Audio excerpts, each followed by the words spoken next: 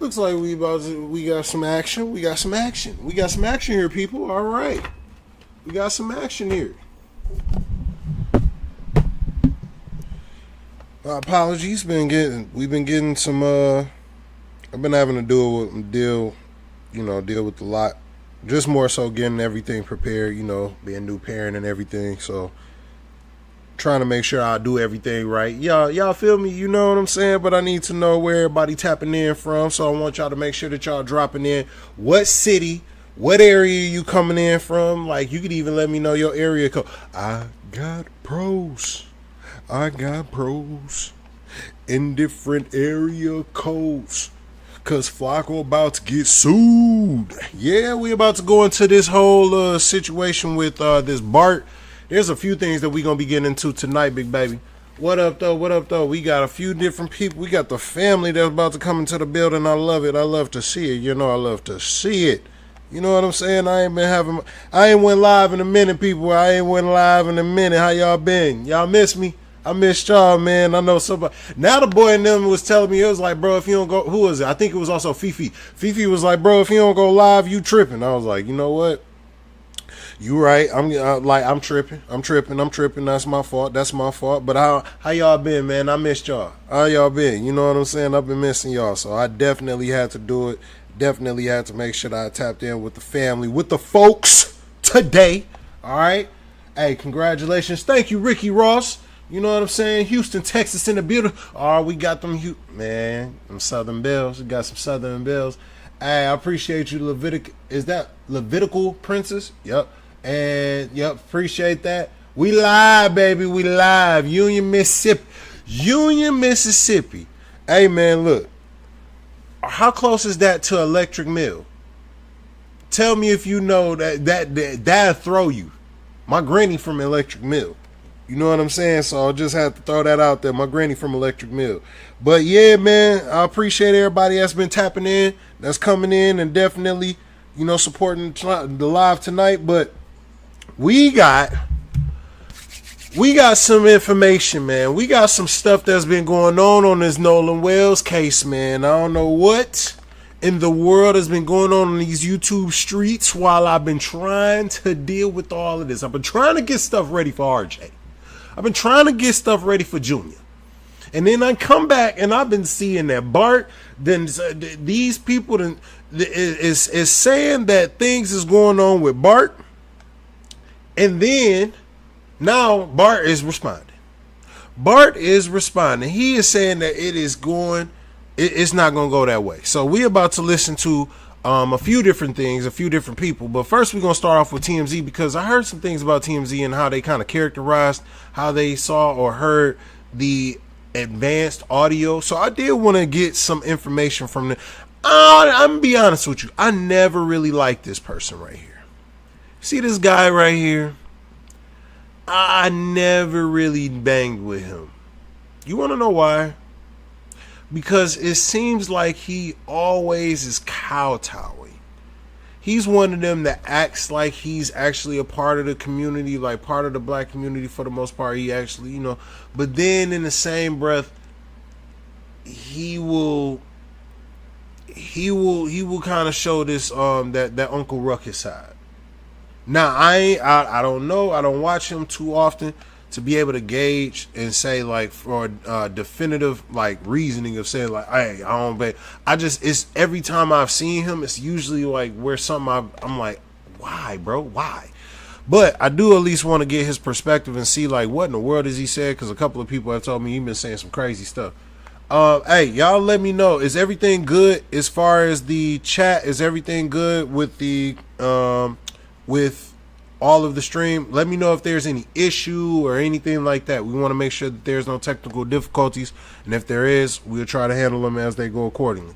But let's go ahead and see what this mug talking about, and then we'll get into a Hype Plus video that has just came out within the last hour or so, and it's telling a little bit. So we got some stuff to talk about. Were Nolan Wells' friends talking about him and talking about him possibly being dead while they were on their way back to the mainland from Horn Island? This is all because of some audio that we got from officials down in Mississippi. This audio is a call that's being made from the boat that Nolan's friends were on. Levitical Princess, am I lagging a little bit? Says I'm lagging.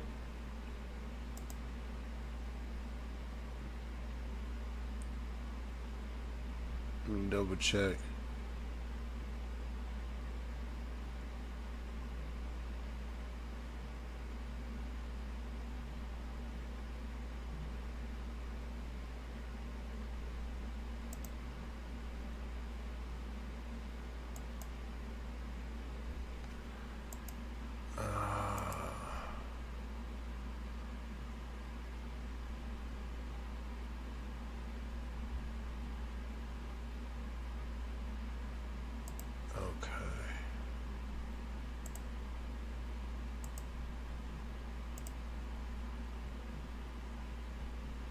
How's that? Is it still kind of lagging? Hold on, let me see.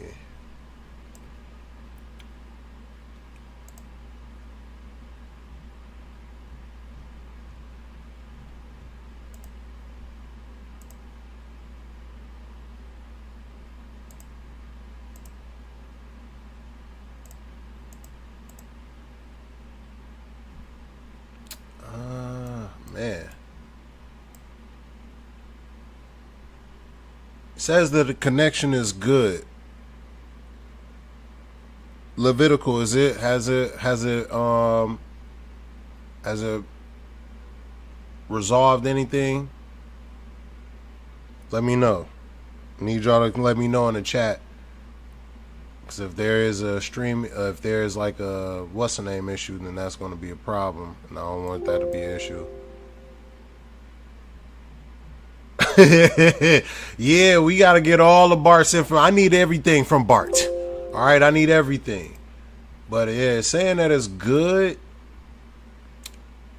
All right, cool. Just wanted to be sure. Because, yeah, I got everything pretty much linked up. So I just wanted to be sure. I appreciate y'all. Y'all let me know if anything changes. So after they're on Horn Island on July 4th, at the end of the day, about 4:30, they decide they're heading back to the mainland. And the owner of that boat, or the grandson of the owner who's driving the boat, realizes that they are taking on water. Their bilge pump isn't working, so he places a call to a tow company called Sea Tow. And while he's on that call, there is a lot of commotion going on. And what people think is that in the background of that call, you can hear someone say, "Is he dead? Nolan." Oh my God. It's really hard to make out. This is what it sounds like.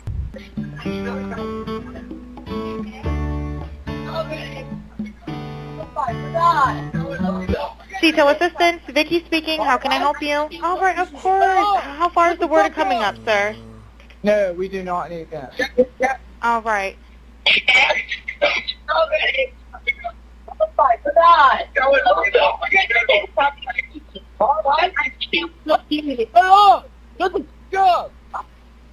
No, we do not need that. Alright, I gotta pause it real quick, y'all, because I just pulled it up myself, and it does look like it is getting choppy. And I don't like that. Hold on, give me a brief moment. Let's see. It says paste this.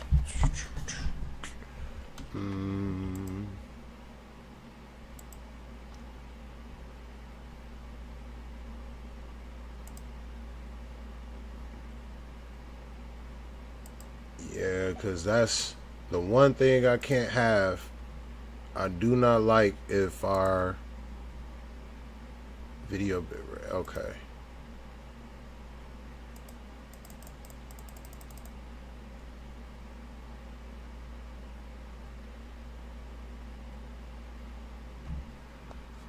Yeah, I think I figured out what it was. Give me a brief moment.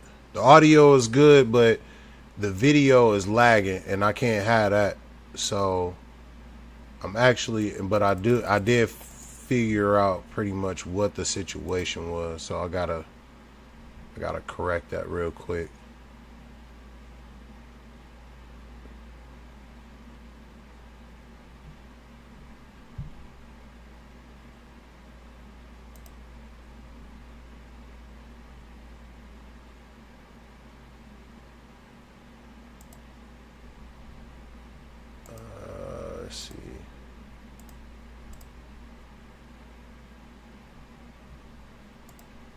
ain't nobody talking about that. Let me make sure. God dang. See, that's how y'all know that I keep it thorough with y'all. Family, that's how y'all know I keep it thorough with y'all, because I'm just letting y'all know exactly what in the world is going on. Y'all see what I'm talking about? Like, I'm just showing y'all right now. Like, look, I'm getting this stuff fixed.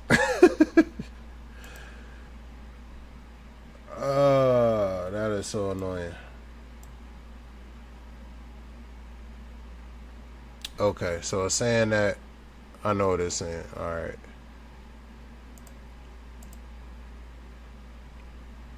Okay.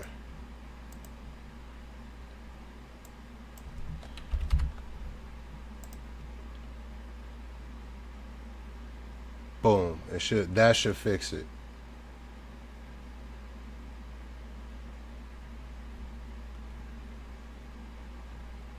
Let's see.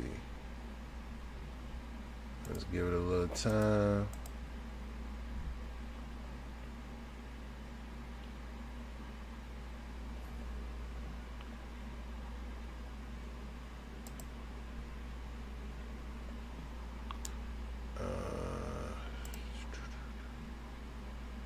Double check.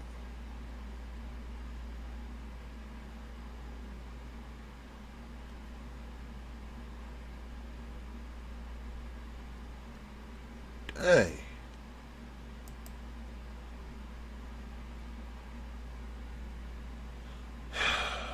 Still doing it, man. It's saying that my stuff is good, but at the same time, all right, hold up. Hold up. We're getting some action.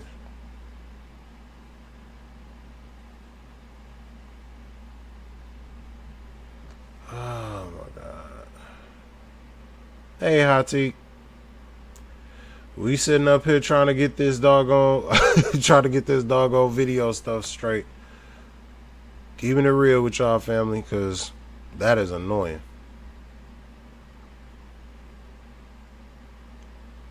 Like, it went from good to bad quick.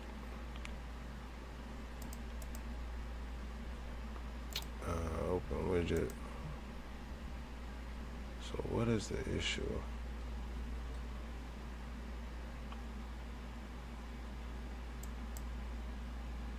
I have absolutely no clue why the connection is poor. Hey, y'all, look. Because I don't want to be that person, and I got to make sure that I cannot give y'all a half-ass type of stream. So I'm finna go and reset my information. I'm finna go reset my stuff, and then I'm gonna restart the live and then come back. And the last thing I'm finna do is give y'all a half-baked situation. Yeah, Hatik, shoot, me and you both. But yeah, we gotta talk about this stuff. We definitely gonna talk about it. I just gotta make sure I get this doggone, like, I don't know why it's, I don't know. Y'all let me know real quick before I end up, like, before I do it, because it looked like it's starting to work now, but I don't know. So I don't know if it's buffering on y'all side, but I'm double checking.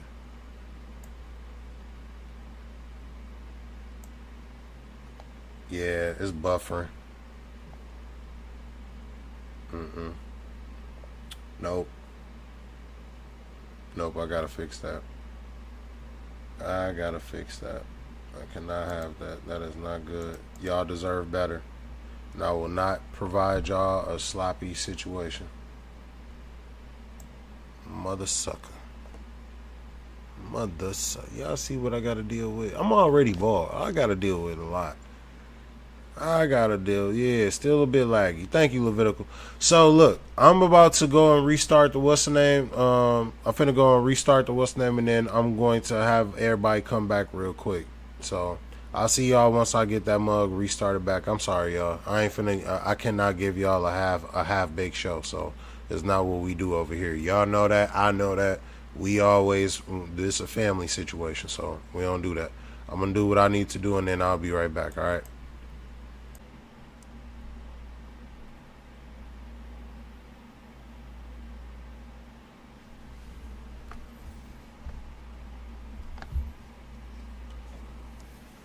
Alright, I think we back, people.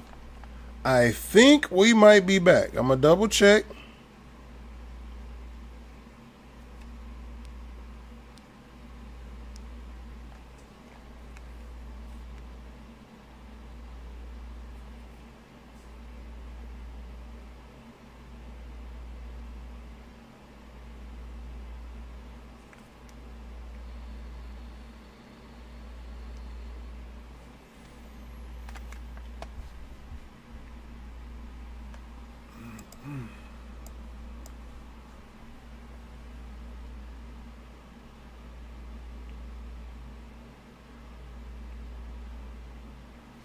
Hey, no, DJ, you good? Shoot, we just getting back. I just actually started getting the stuff right. Like, I just had to fix I had to fix everything, pimp. I had to fix everything. So if it's starting to get, if it's just not starting to get back, like, cool, but man, yeah, it's been an uphill battle. Let's see if guys still think like there might be some lagging and stuff, but yeah, we got some things to get into today. So we're actually starting off here. This is where we're starting off at. So, and then let me just double check, because I'm sitting up here. Y'all see, and this one thing I appreciate about more than about doing this more than anything with y'all is that y'all get to see the real stuff. Like, y'all get to see any adjustments, any stuff that I gotta make, any adjustments I gotta make, any mishaps that we might end up having, all that stuff, y'all actually see it live. So, I ain't faking nothing. All of this stuff is real official tissue. But yeah, let me I was saying that I might need to update the bit rate. I think that might be better. Hopefully that might be better. No volume.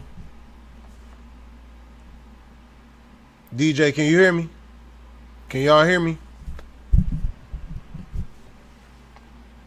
The screen say that y'all can hear me. I ain't played the video yet, brother. Like, off max. If you talking about this, Were Nolan Wells' friends talking about... you talking about that? That's what you talking about? If you talking about that, then that we ain't started that yet. But we got a few things that we gonna be getting into today, people, because Bart has came out and Bart has been letting it be known that he ain't finna just be going down without a fight. He said he's standing on 10 toes with his. You know what I'm saying? So we gotta see all the extra stuff. But like I was saying before, we were rudely interrupted by the internet connection, and also all of the extra other stuff that has absolutely nothing to do with me. Nothing whatsoever. But yet and still, because I'm sitting up here, I'm looking at my Mbps, my stuff is pulling 250 at a minimum. Like, that's the minimum right now. And it was just pulling 500. But we ain't going to talk about that. What we going to talk about, though, is this dude right here. This dude, I be feeling like be playing both sides. Okay? I've been feeling like that ever since, a few people like Van Jones, Laura LaRosa have left, and they've exposed how TMZ really is. So I don't really care for his perspective more so than anything, but I'm not going to ignore the fact that he is on TMZ. I'm just trying to see, is he going to play into this Uncle Ruckus type of sentiment or not? So let's see what he got. Were Nolan Wells' friends talking about him and talking about him possibly being dead while they were on their way back to the mainland from Horn Island? This is all because of some audio that we got from officials down in Mississippi. This audio is a call that's being made from the boat that Nolan's friends were on. So after they're on Horn Island on July 4th, at the end of the day, about 4:30, they decide they're heading back to the mainland. And the owner of that boat, or the grandson of the owner who's driving the boat, realizes that they are taking on water. Their bilge pump isn't working, so he places a call to a tow company called Sea Tow. And while he's on that call, there is a lot of commotion going on. And what people think is that in the background of that call you can hear someone say, "Is he dead? Nolan. Oh my God." It's really hard to make out. This is what it sounds like. Now, before we even hear it again, yes, a couple of things could be misconstrued, but for the vast majority of it, you can hear that, oh my God, you can hear that clear. That's clear. I don't know about like the other stuff you can throw. It's a toss up. That's why we stated that we wanted to get the enhanced audio where you can drown out some other things in the background. You can remove certain things. You can enhance other things. That's what we want for the most part. But let's see what they end up saying as far as his perspective. I feel like he's going to piss me off.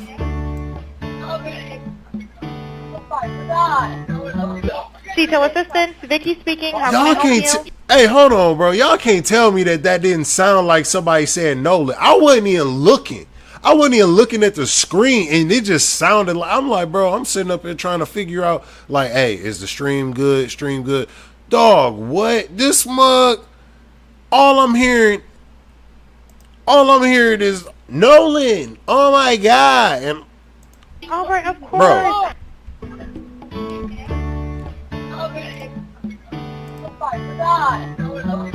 CETO assistant, Vicky speaking. How can I help you? All right, of course. How far is the word coming up, sir? No, we do not need that. All right.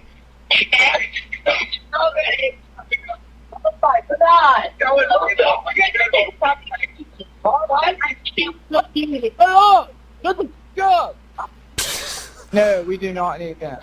Hey, I will say this. Whoever's on that phone, though, when he telling them to shut up, that's funny. I can't lie and say that's funny. Just because, like, I know when some people are drunk and they trying to call for help, and they calling for help and stuff, like, people do get overzealous like that. I ain't gonna lie and say that I ain't never heard nobody do that, because I have.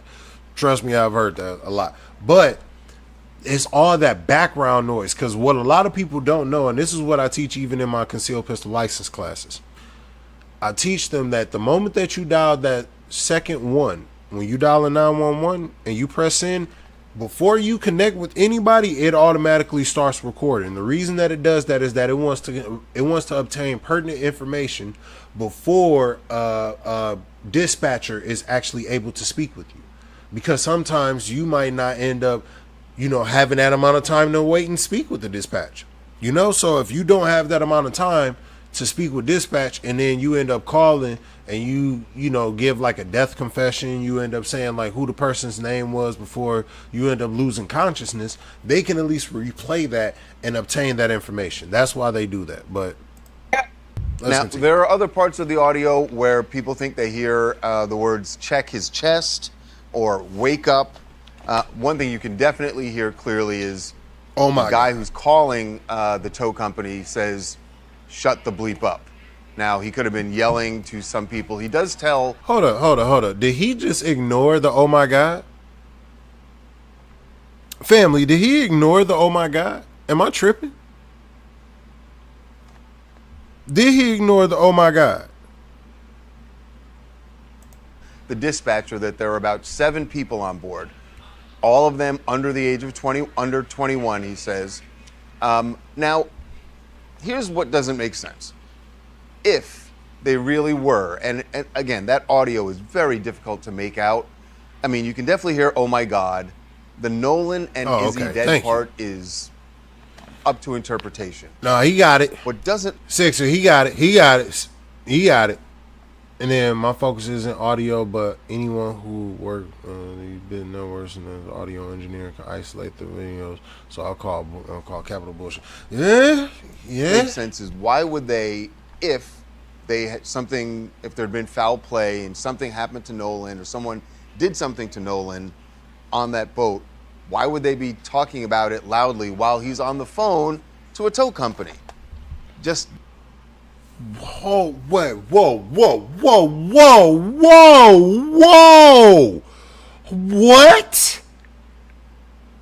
the hell did I just hear? What the heck did I just do?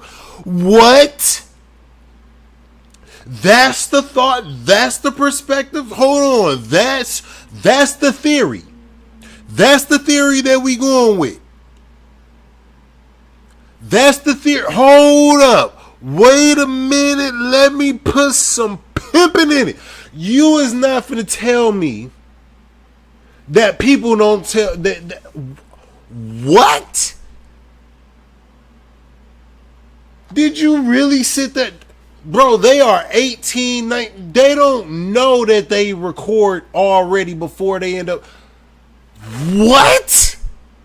I'm going back to that. I need to make sure I heard that clear. Why would they? I mean, you can definitely hear, oh my God. The Nolan and Izzy dead part is up to interpretation. What doesn't make sense is why would they, if they had something, if there had been foul play and something happened to Nolan or someone did something to Nolan on that boat, why would they be talking about it loudly while he's on the phone to a tow company?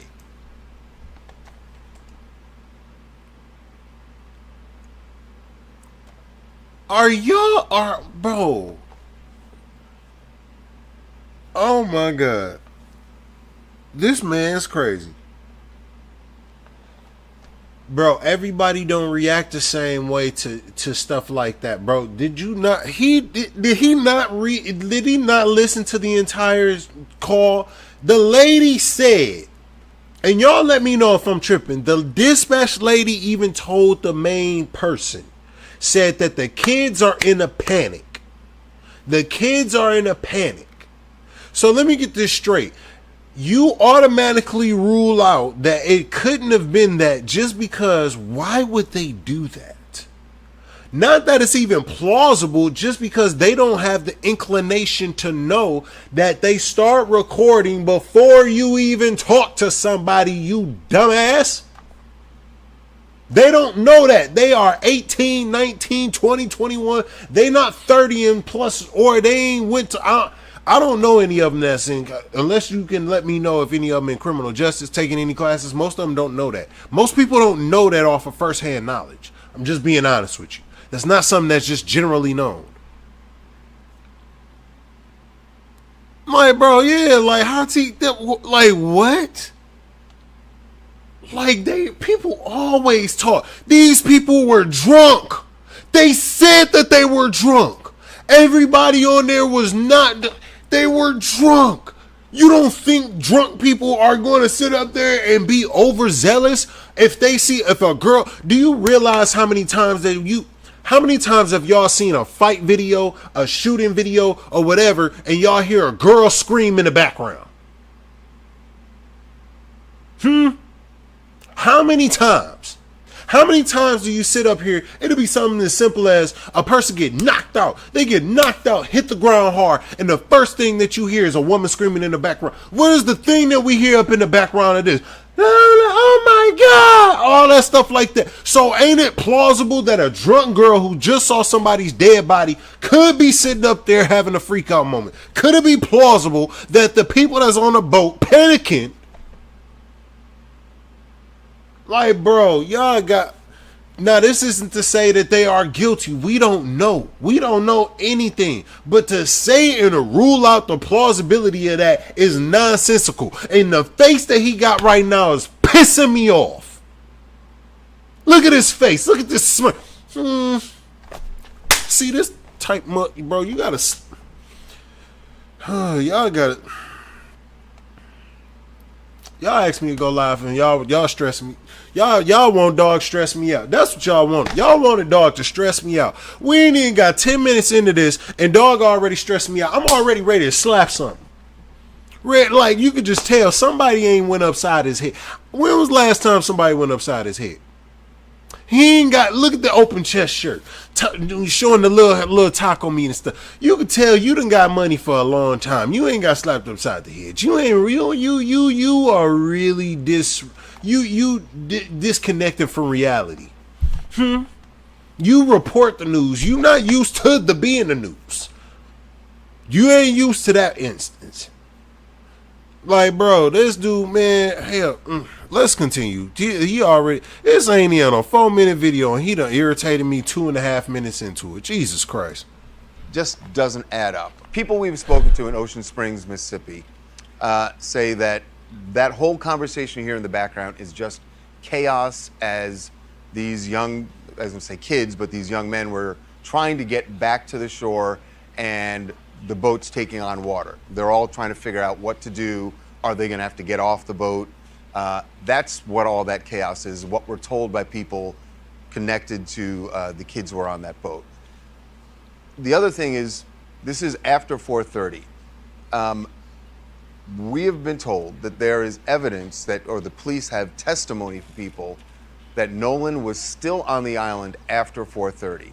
That would track with what Warren has been saying, that when they left at 4:30, they had a heated conversation with Nolan saying, get on the boat, and he said, I'm not going, I'm going to get a ride back with someone else.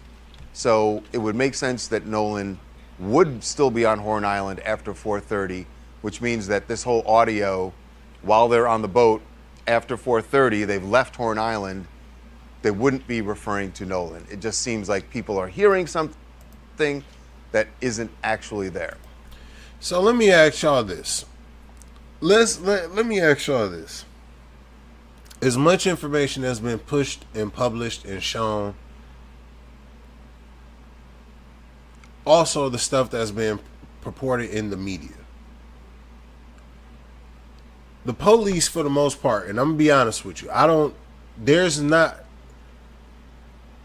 unless they have certain type of footage, it's very unlikely that you have some type of documented footage, unless they're just not trying to release it. In which that wouldn't even make any sense. Like, why wouldn't you want to release that just to mitigate and reduce speculation? Why wouldn't you want to release some footage that Nolan was still there on the island after 4:30?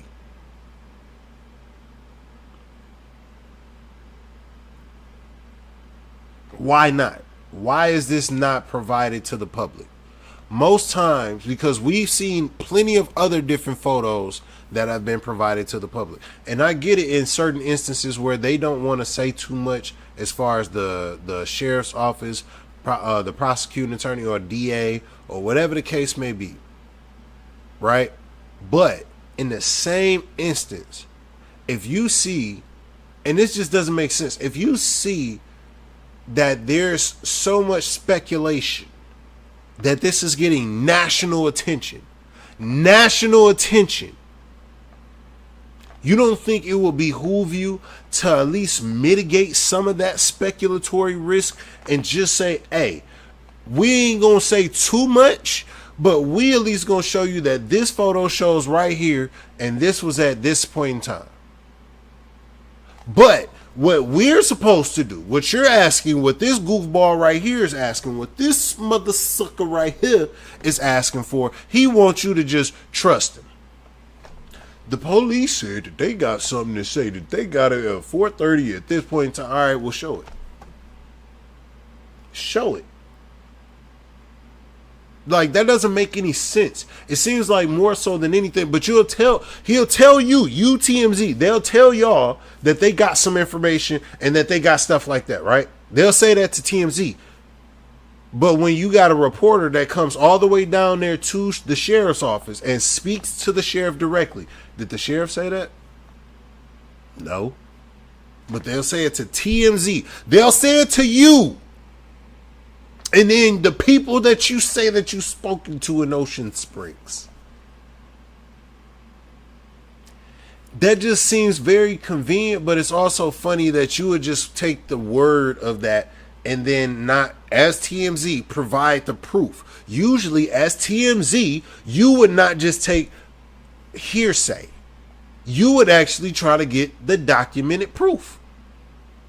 But And TMZ is very litigious. They're extremely litigious. Harvey is a former lawyer. Well, he's a lawyer. He doesn't practice anymore, but he's a lawyer. So you don't think that it would make logical sense to curtail any of those type of overzealous speculatory situations where you could say, hey, these people still had these kids, this, that, and the third. No, you could end up finding a different there, but you're not even trying to provide that. You want us to just go by your freaking word. Who in the heck do we look like? Boo Boo the fool?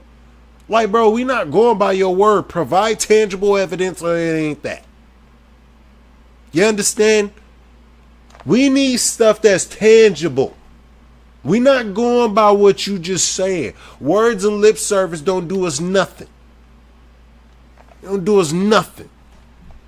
But we gonna sit up here and see what Hype Plus talking about, because we've been hearing, what Hype Plus has said that there's some people that's going in.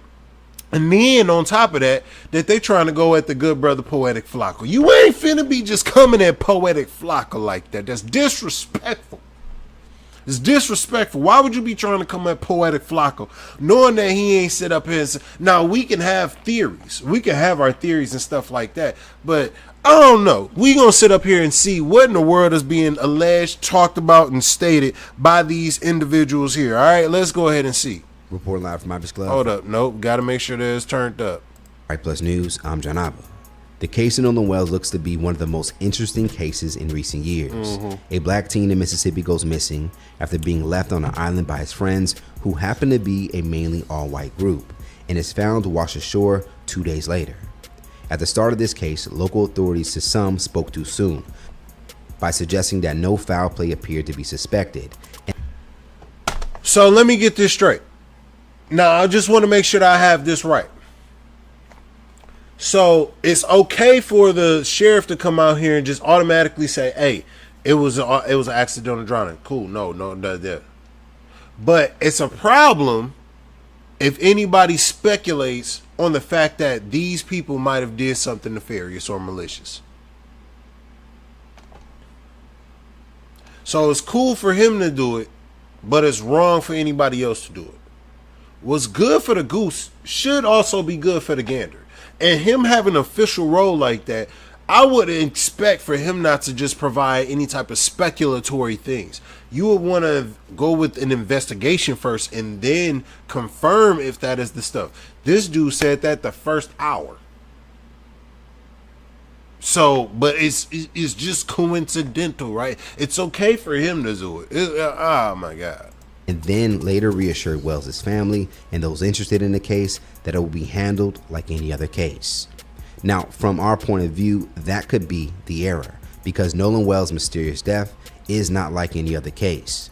On Tuesday, in the aftermath of a new piece of background audio being highlighted, a part of an emergency CTO call, many who not only fear what happened to Nolan could happen to them, and those who want answers would question and begin turning up the accusations against Nolan's friends who he traveled to Horn Island with. Now, in the audio release, interpreters would suggest that they heard things like, is he dead? The name Nolan, wake up, and of course, one that has captured many people's attention, damn it, Bart. Hey, man.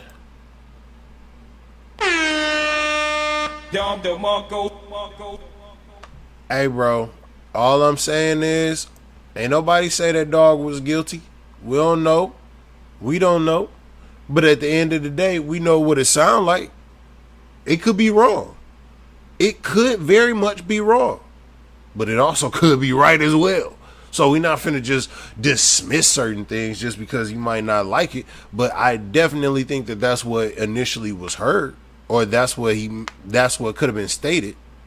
But let's continue.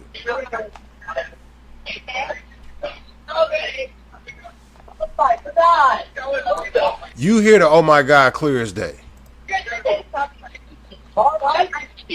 Hey, we're at the west tip of Horn, and our bilge pump stopped working. We're sinking. Can y'all please come? We have a membership. Hey, Koga Trek, I appreciate you, pimp. I appreciate you. Like, you know, I appreciate all the love and support. That's why I appreciate the BSA family. You know what I'm saying? The BSA family definitely be riding for your boy. Shut the fuck up!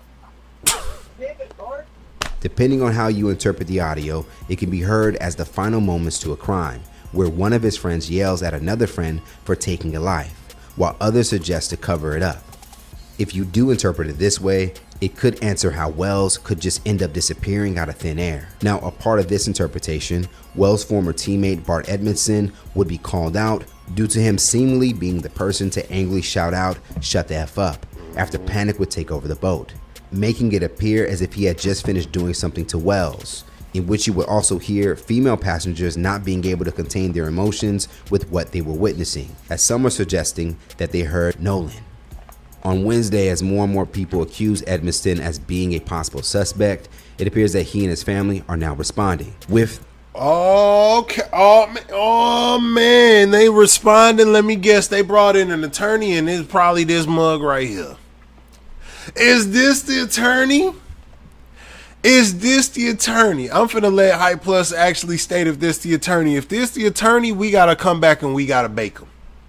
Oh, we gotta bake him. We gotta go ahead. He gotta get fried. He gonna get fried, roasted, and freaking Z. He gonna get this work today, people. Oh, get him. Like, we gonna get on their neck. We gonna get on them cheeks. We gonna get on a bunch of stuff. We gonna get on a lot. You know what I'm saying? Hey, Rain Phoenix. What up, baby? What up, pimp? But yeah, hold on. We gotta let Hype Plus. Hopefully this ain't the attorney. their own attorney, conservative commentator Russ Latino.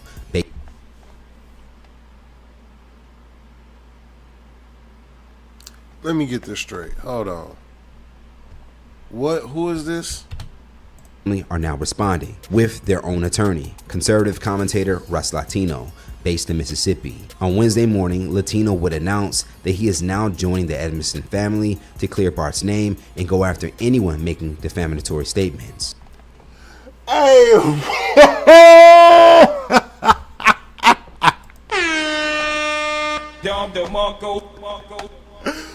bro, what?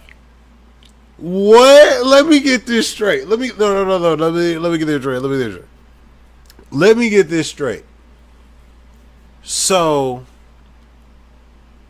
Russell Latino, and it's funny because his name is Latino and then he's conservative.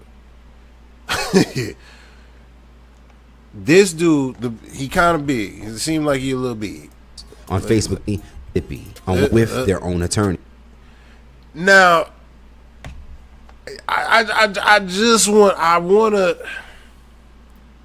want to make sure that I go about this right. Okay. Is it just me, or does it seem like the political figures in Mississippi have an obesity problem?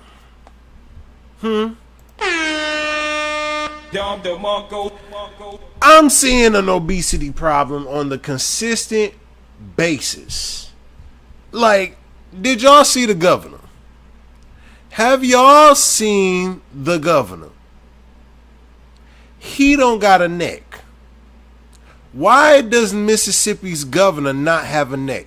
But then the conservative commentator who wants to come and try to, he's trying to protect Bart and the family. He also doesn't have a neck.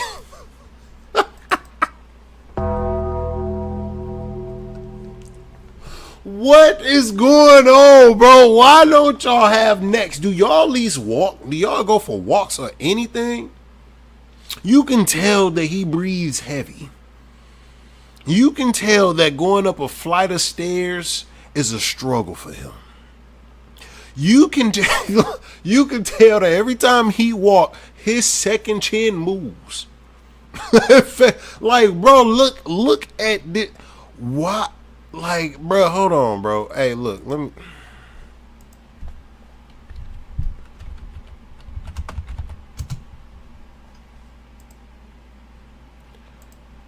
let me get this straight. We got this. Who we got right here? We got the Michelin Man. My dog out here looking like every version of the Michelin Man. But yet, we got to deal with this. This who we got to deal with. Y'all see this? Hey, no, hey, all right, I was talking crazy. I was playing at first. No, that is wild, though. Look at this. That's crazy. That is crazy. That is... Conservative commentator Russ Latino, based in Mississippi. What On you Wednesday talking about, morning, Russ? Latino would announce that he is now joining the Edmiston family. I guarantee you that he took a snack break when he wrote this. I guarantee you that he took a snack break. Guarantee it. To clear Bart's name and go after anyone making defamatory statements. On Facebook, he will go on to write, I have been retained by the family of Bart Edmiston to pursue people defaming him with wholly fabricated assertions of fact that are put. Hold on. You going after what? You're pursuing people defaming him? What is defaming? What is defamation? Please elaborate. Let's keep going. Putting Bart, his family, and friends in harm's way. The family will put out a formal statement later today and announce the initiation of his first defamation lawsuit. Okay, let me see. Bart received a credible death threat yesterday because of some of that made-up speculation on this and other sites. The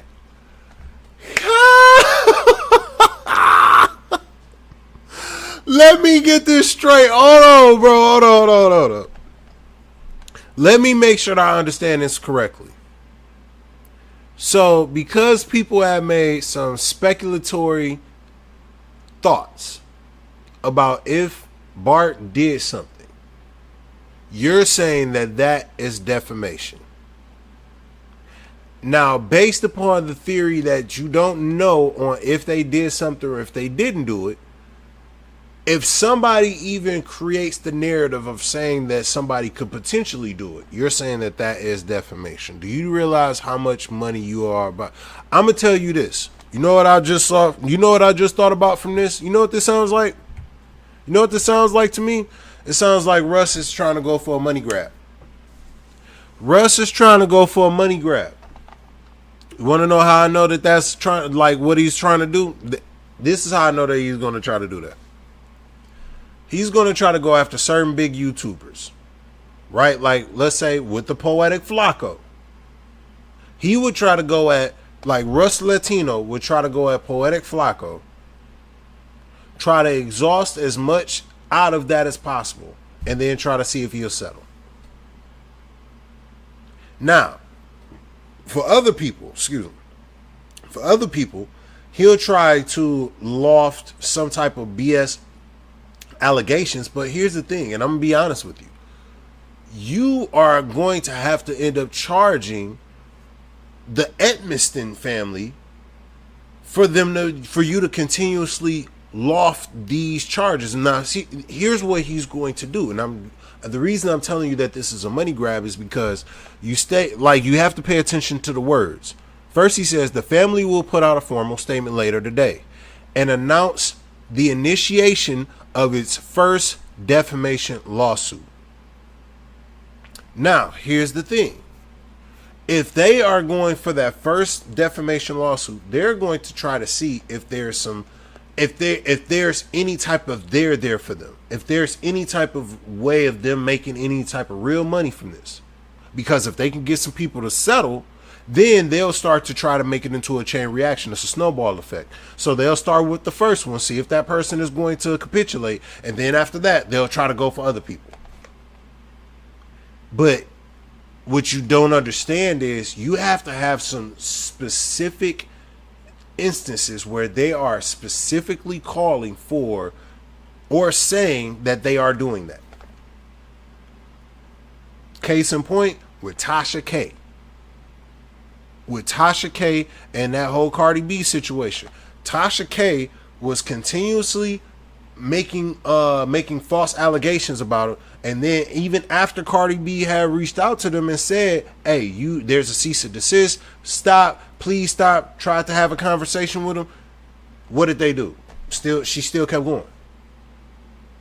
So when she got hit with defamation, it was based upon the fact that you had to also put out a cease and desist, or not even just a cease and desist, more so than anything, that you are, because I mean you can put out cease and desist, that doesn't stop anything. But more than anything, you actually have to have some meat to that. I mean, you can prosecute, you can sue a bologna sandwich, but you have to actually have something there to have a lawsuit for real to win against that bologna. You can't just there, like it has to actually be something there. Having Flakko, in which we're going to look at Flakko's statements to see if Flakko has made any of those type of statements or allegations. Now, I know myself, I haven't made those allegations to say he's done it. I've stated that I believe that he's done it. Me saying that I believe that somebody, not even that I believe that he's done it or anything like that. It's more so that I believe that there could be a position that could be there. There could be a position of it, right? So we not throwing anything out. But I'm definitely not going to do what the dude from TMZ did and just say, oh no, nobody's done anything. No, that's just some kids in the background. We don't know. And until we find out, I'm not dismissing anything. And y'all can let me know, matter of fact, because I want to make sure that I'm talking to the, what's the name too. Now the boy, what up? He's going after, hold on, Lisa Tell's channel he's going after because she said Katie was his ex-girlfriend without saying allegedly. That's what Flakko showed. Ooh. Not a boy, you come in with the receipts already, huh? You came in slinging hot. Hold on. We gotta. You ain't come in like that, did you? Came in with the. That's how you coming. Hey, did you see? I had to mention you. Hey, hey, and we gotta show Nataboy some love. She did, she was showing some love. You know what I'm saying? Gave me the $20 super chat. You know, I be feeling that. I appreciate it. You know what I'm saying? I appreciate all my super chats. I just don't be. And I kind of explained this in the other one. Getting prepared for Junior, getting a lot of stuff situated. So kind of, didn't see everything, but I do appreciate you. So I want to make sure I say that on live that I appreciate you, pimp. And we got to continue. Let's go. Yesterday, because of some of that made up speculation on this and other sites, the FBI, state, and local law enforcement have all been activated. But I wanted to share a few things for people who think it's a game to invent lies that could get other people killed. We have hired a private investigator firm to identify and track individuals engaged in defamation against the Edmistons. If you are young, naive, or lack the resources to pay a civil judgment, will not clear us from filing a lawsuit against you. This is not about money for my clients. They want to protect their family, and they want to curb people who lie recklessly.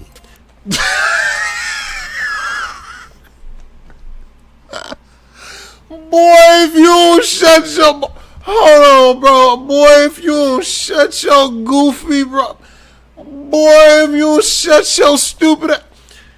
What you mean? Look, first off, let's be clear here. All right, let me break some stuff down to you. First off, they said we have hired a private investigating firm to identify and track individuals engaged in defamation against the Edmistons. Let me explain something to y'all real quick. Most, if not all, law firms or lawyers in general know private investigators. Saying that you got a private investigating firm does not really create that much. Like, is that something? Yeah, but it's not really something. Every law firm brings in an investigative team. You want to know why? Because they don't want to do that work themselves.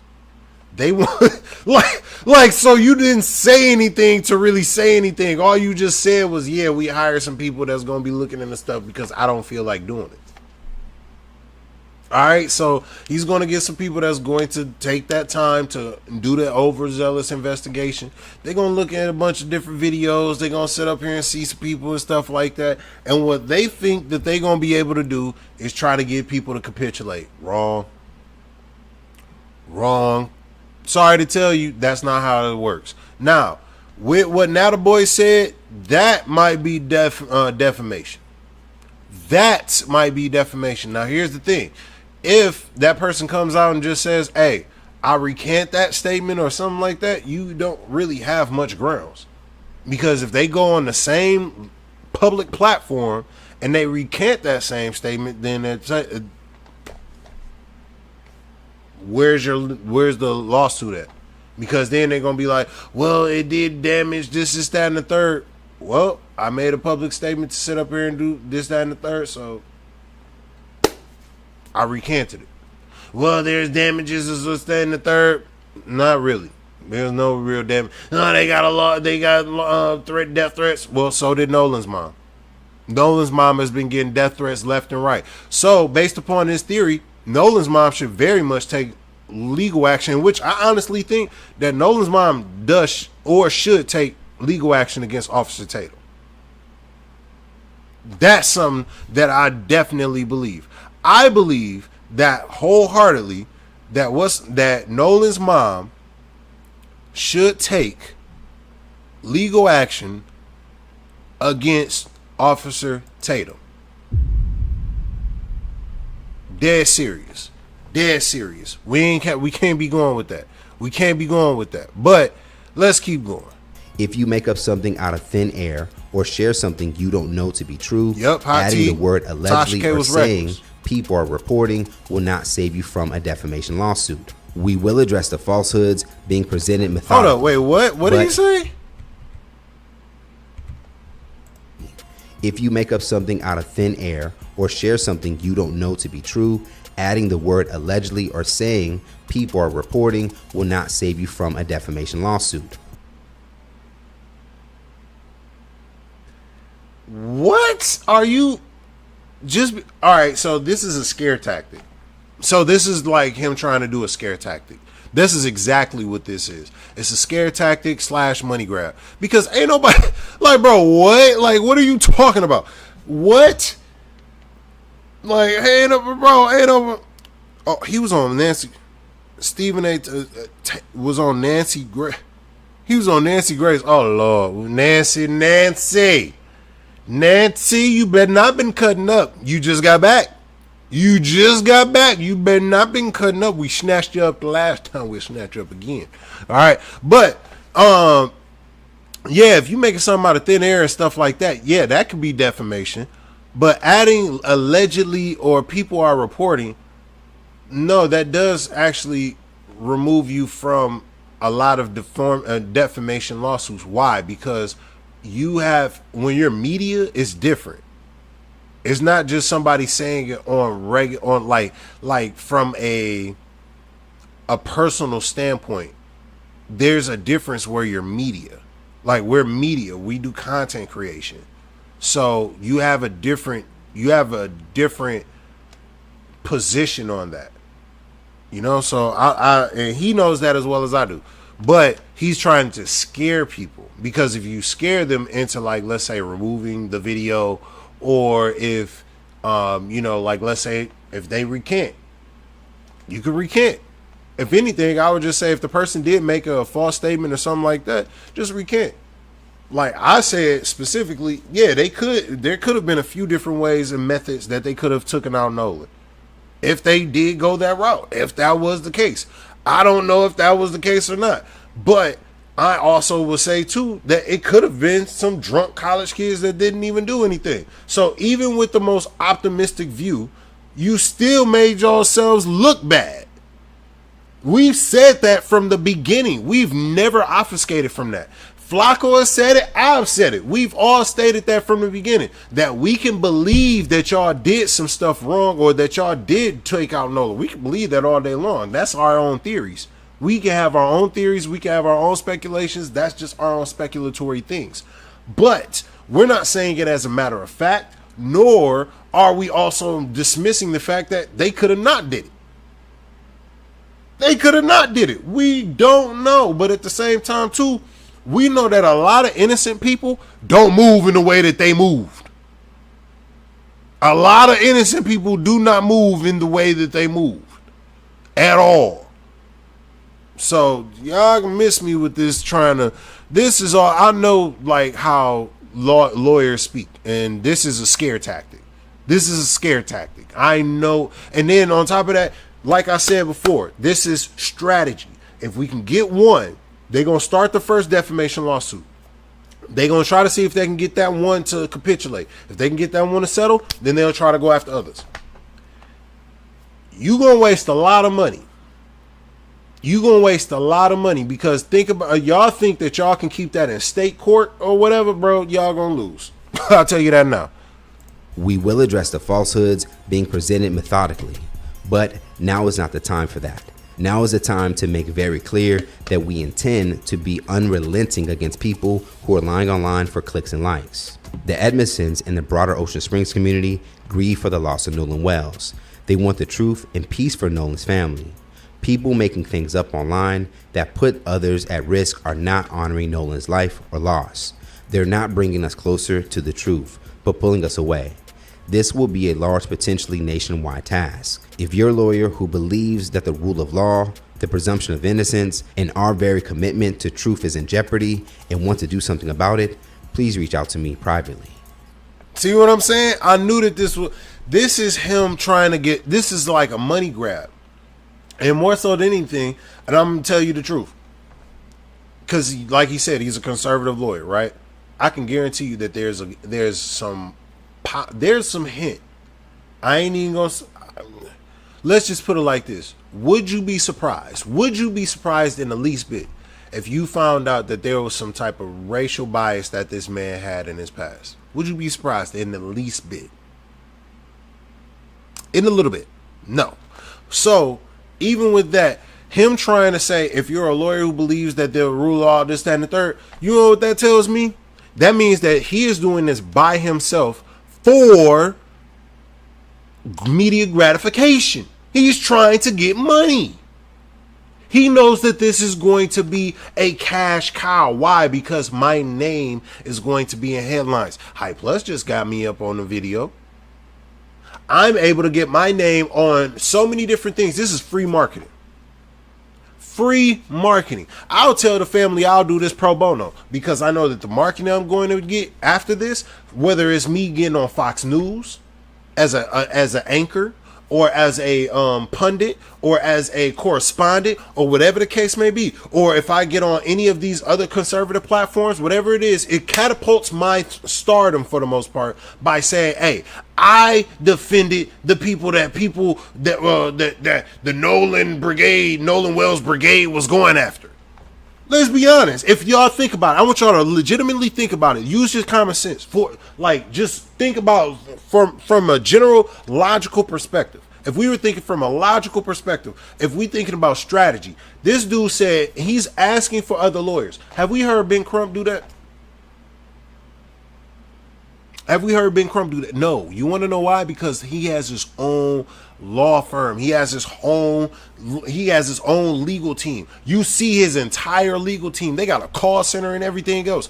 They not like them like this dude. Matter of fact, let me go back and see what this dude's, what's his name again? We gonna see what, like, I want to see what type of Russell Latino. All right, let's go to see what. Let's look up Russell Latino. No Neck Russ.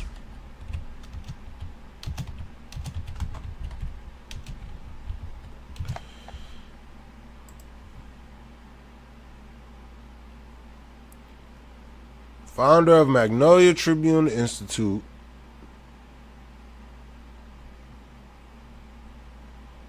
Yeah. University Supreme School of Law.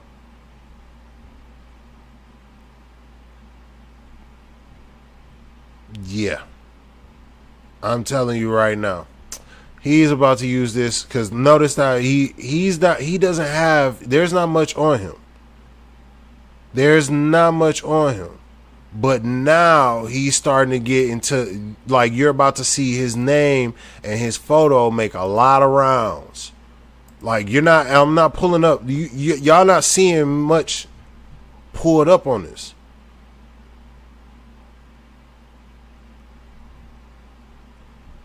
Like, you got Mississippi Public Broadcasting and stuff. But your name now is in TMZ. Your name now is in TMZ. Looks like did he have an NPR? Looks like he might have had an NPR conversation. All right.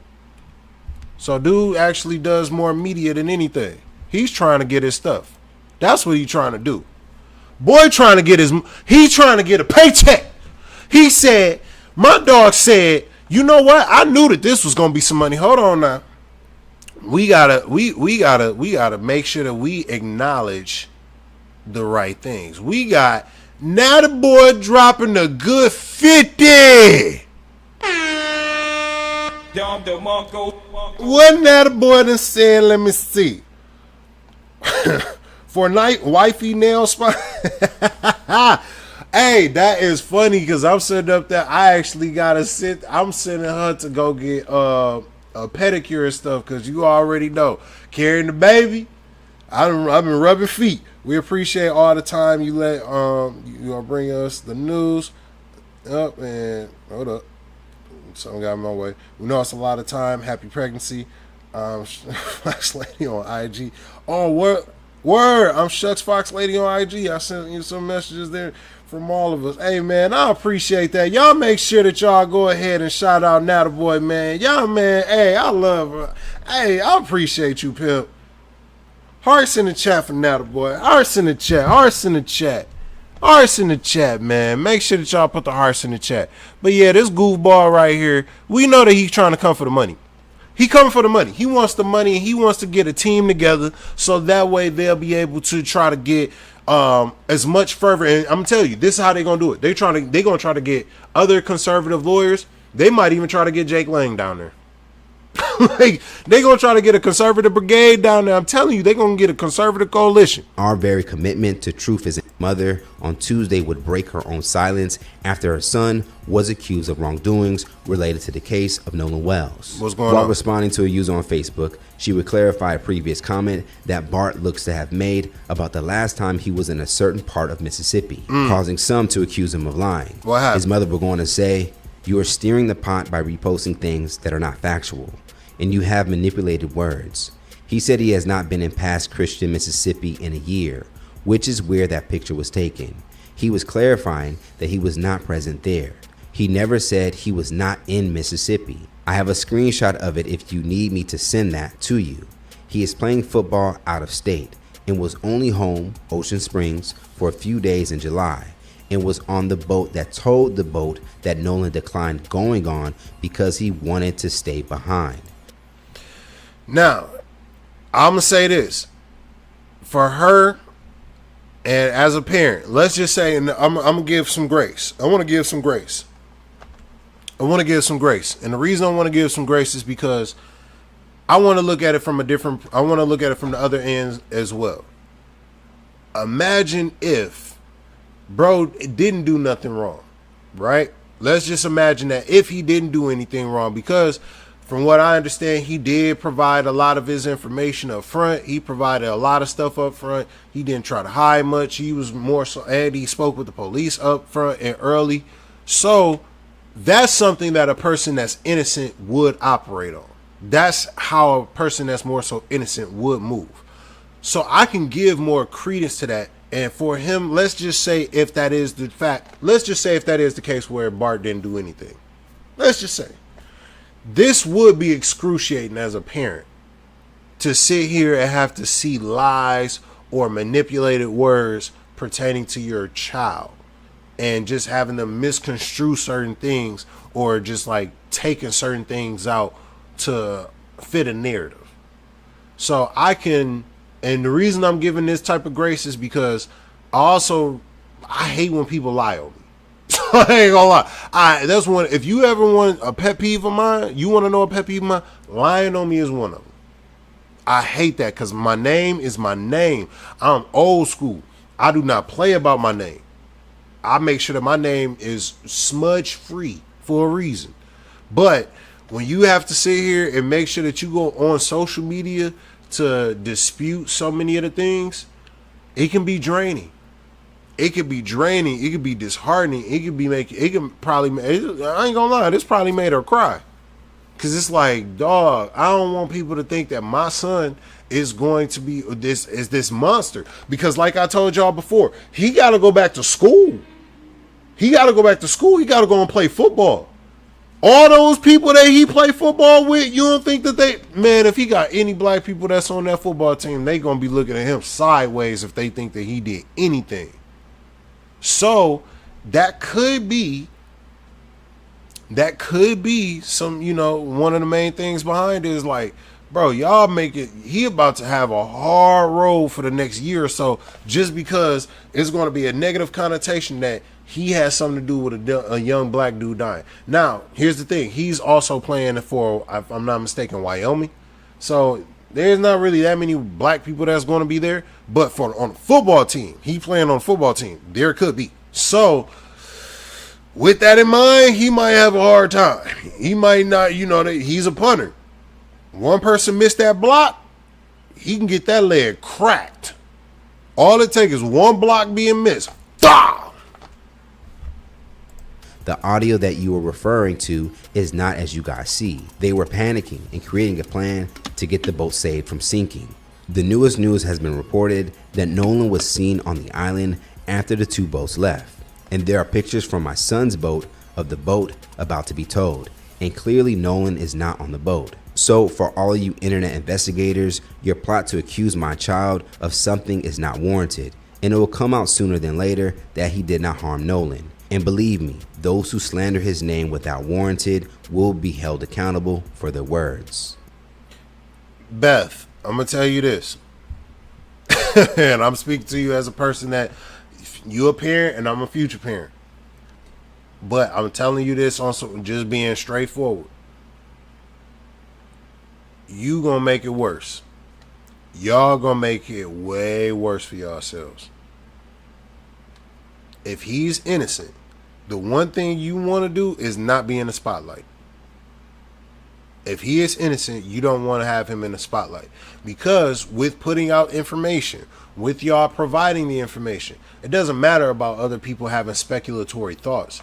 If you provide information to give something that's different, and then they take that information and say, hey, well, Bart is not included in this anymore because we've been provided additional information that provides more context to say that Bart wasn't included. So Bart is out of the case. Bart is out of the theory of, being a, what's the proper word to be using? A conspirator. Yeah. So, with that in mind, if you want to go down that route, I want y'all to really think about this. If you want to go down the route of like going after a person like Poetik Flakko or the Young Turks or any of these other big, like larger platforms or even the smaller content creators, I'm telling you, you gonna have a uphill battle, and it's gonna put your son's name in heavy negativity. There's one thing where it's like, if y'all don't, if there's some things where you have to deal with some, like, all right, like how Nata Boy had gave that position that somebody had lied on him. If somebody lied and said that girl Katie was his ex and that Nolan was taken out because of that or whatever the case may be, that's a theory. That's a theory. But her making up that theory, that's one thing. Now, I specifically stated that I know that most times people can take somebody out just off of jealousy. I don't know if it was off of Katie. I don't know who Katie is for real. I don't even know, like, because they can say that he was who he was talking to. Don't nobody know who Katie is. But the main thing is that could it happen based upon jealousy? If y'all want to sit up here and say that, hey, this person said that it was based upon this and they said this, the judge is going to ask, well, did you recant? And they're going to also ask, did you send a cease and desist? Because you also do have to do that as well. You cannot just say that y'all going to have to, you claim defamation without having some initial communication with them. You want to know how I know that? Because the same thing happened with Cardi B. Same thing even with Flakko before Flakko was about to sue Dog. Flakko was about to sue Dog when he lied on Flakko, but guess what Flakko said? Flakko gave him a heads up, said, hey, you got to recant this. If you don't recant this, then that's we going full defamation. You can't do. That's why I'm telling y'all now. That's a money grab and a scare tactic. They didn't reach out, communicate with anybody that was actually a part of that, or that they've lofted any claims. And if they do, they gonna ask you, did you give them a chance to reconcile that? If you didn't, then you have no defamatory claim. Because then if you got a Tasha K situation where the person was just like, nah, I said what I said, I don't care. Well, guess what? You gonna be getting cooked. You know what I'm saying? So you getting cooked. At the top of this report, I wanted to highlight that this case is not usual, and therefore approaching it like a usual case may not be the best thing for all of those connected, especially those who may be innocent. Hold on. What? High plus what? Say that again? That was a good statement. Let's hear that one more time. Will be held accountable for their words. At the top of this report, I wanted to highlight that this case is not usual, and therefore approaching it like a usual case may not be the best thing for all of those connected, especially those who may be innocent, given the highly emotional subject matter, as people who look like Wells desire peace of mind and knowing that they can't just be mysteriously found unalive and no one can give a clear explanation to what happened. On Tuesday, as a way to challenge myself again of what I heard on the audio and without the influence of a transcript, I also heard another possibility. What if instead of hearing, is he dead, it was, it's dead, referring to the bilge pump. And that's plausible. That is plausible. Instead of him saying he's dead, it could be talking about that the bilge pump is there. Yeah, that is a plausible thing. One that left everyone shocked. What if Nolan was actually no way, as Panic said on the boat? That's plausible too. That is very plausible. Both of those things could actually concur. The reason I would even say that is because it's like, you be like, no, the what's name not working? No way. Oh my God. Like, and then people starting to be like, no, like we about to what's the name? And then be like, bro, shut the F up. Like, no, you not. Like, you know, and people start getting it. I can definitely see that. Like, that's plausible too. So.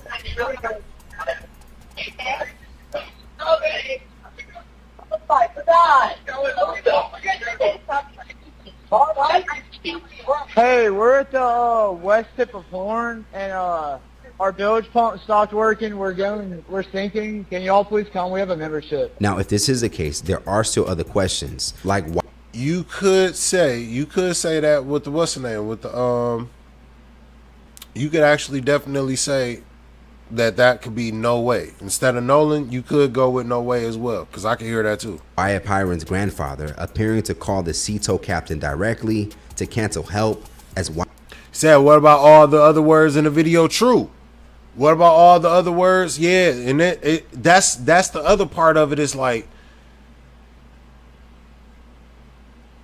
when even later on when it was like, when he was getting mad at Bart. I mean, that's the messed up part about all of this. This is why I said what Flakko said one time was the probably the most factual thing ever out of everything that's been stated out of this. If y'all are innocent, y'all are the most guilty looking innocent people in the world, because y'all moved like guilty people. Nobody moved like an innocent party.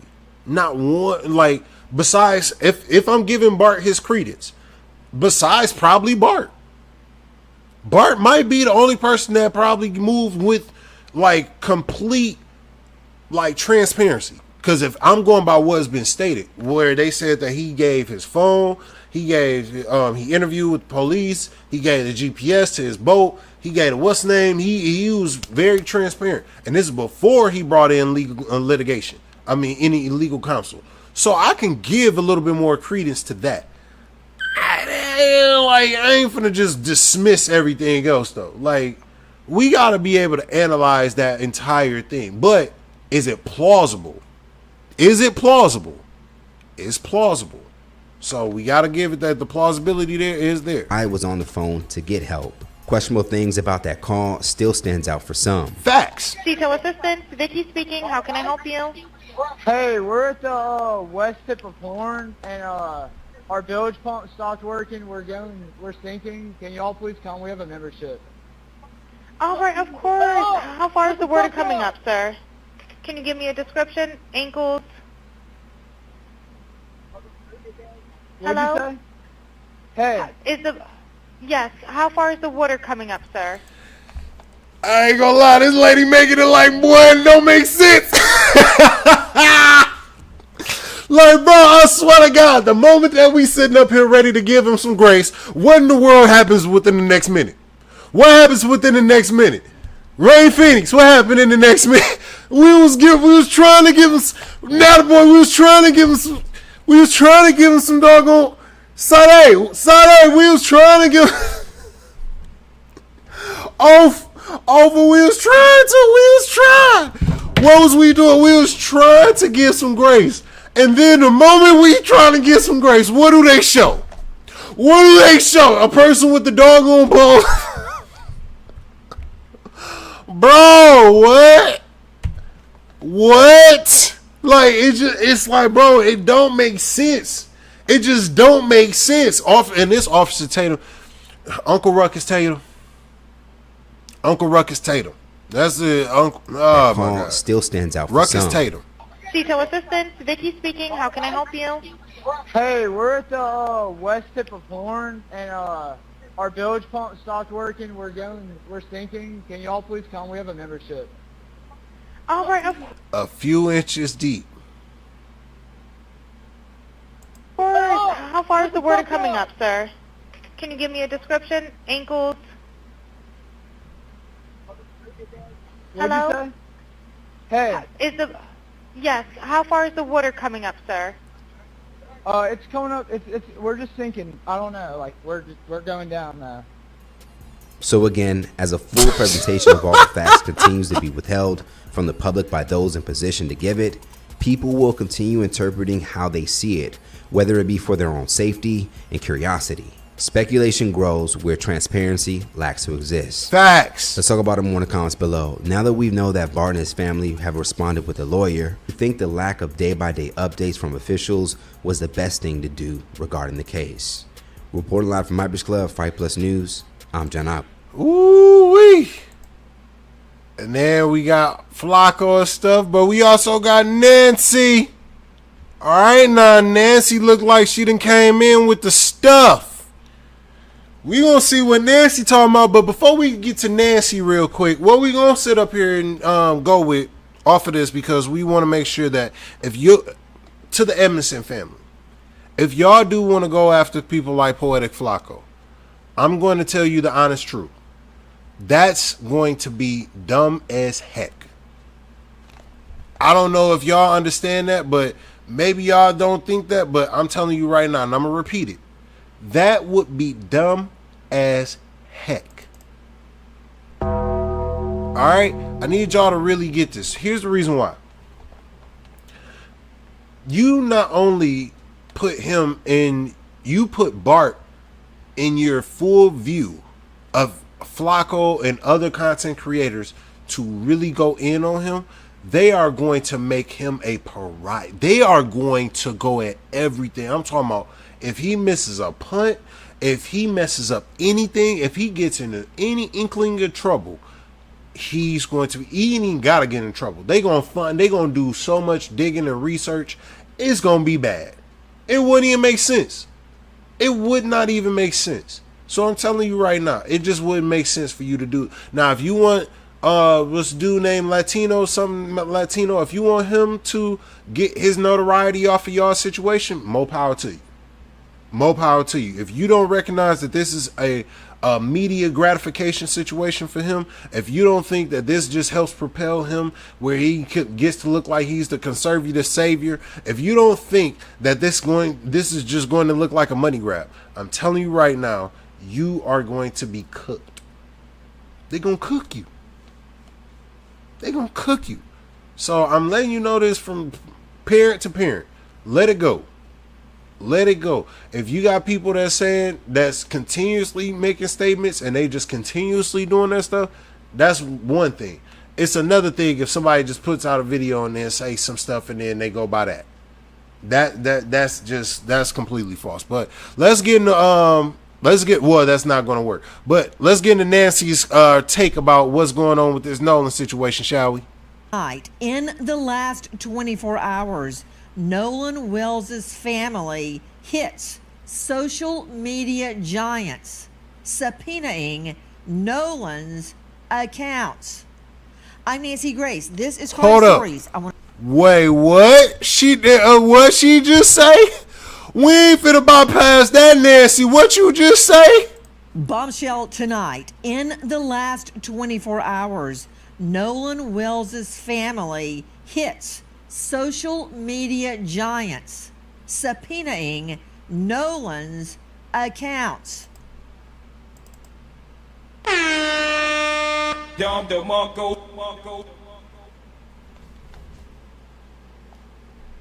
Ooh,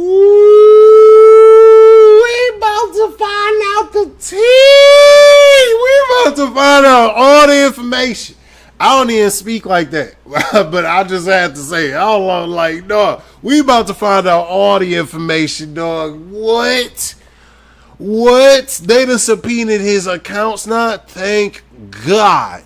I wonder have they also went through his actual phone to see, because they said that they deleted stuff out of the Snapchat, right? They said they deleted the stuff out of the Snapchat. And what did Nancy say? They done subpoenaed the doggone stuff. They done subpoenaed all of his accounts from social media.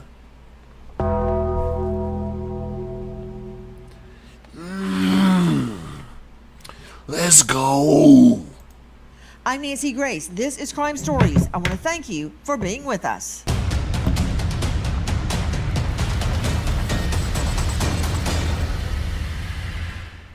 He was face down on the beach right at the water's edge.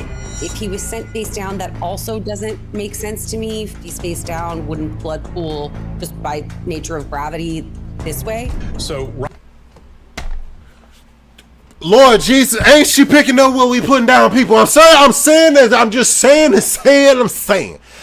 I'm just saying it. Ain't she picking up what we've been putting down? How is he face down? But he got, but his blood done pulled to the back of his head. Wouldn't it pull to the face? Wouldn't it pull to the front since he was found on his face? I'm just saying. Now the boy, let me, Fifi, let me know, Fifi, am I tripping? Am I tripping? Ofa, am I tripping? DJ, am I tripping? DJ Charles, am I tripping? I'm like, bro, come on, man. Right now, we've got a lot of questions, but as the second doctor says, this is all still pending investigation. If this were your child, wouldn't you want to know what happened? Yes, we would. Yes, we would, doggone it, Nancy. Yes, we would. We want to know it all. This sucker right, I ain't gonna lie to you. This sucker right here. Boy, this sucker right here. Let me calm down a little bit. Calm down a little bit. This person right here, this man right here, is a demon.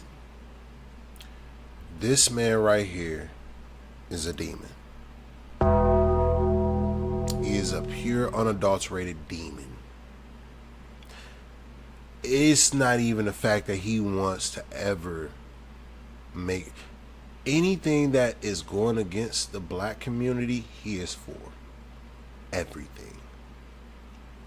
Everything. This dude is the worst. He is the Uncle Ruckus of Uncle Ruckuses. Him and Myron are fighting for the top spot. I have not seen somebody get on their knees more for white men and women, but white men specifically, than this man right here.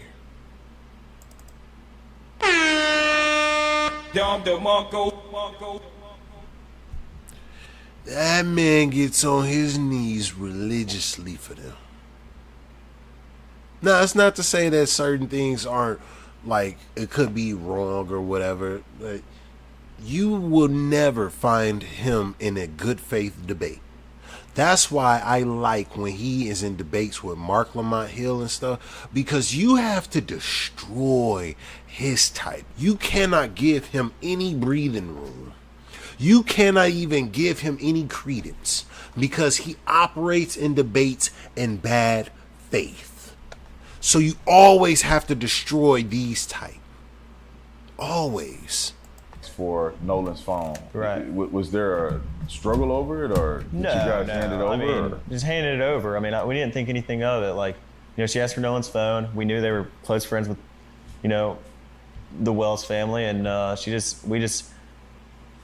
buddy went out to his truck and handed the phone over. No complications, no issue, you know, nothing. But I mean, I told Miss Christine that we had his phone and he had left it in our possession on the boat. When did you talk to her about that? When I was on, no, I didn't talk to her once. Like, it was like 12:30. I mean, I might have texted her a couple times and, like, you know, talked briefly about a couple things, but I never. Hold the. Let me go back. And my fault, y'all. I had this low. He just pissed me off. You just lied that quick. Did I just this? Thank you, Nata boy. I swear to God, he dumb. He's so stupid. Did he just not just contradict himself? He said that he talked to her.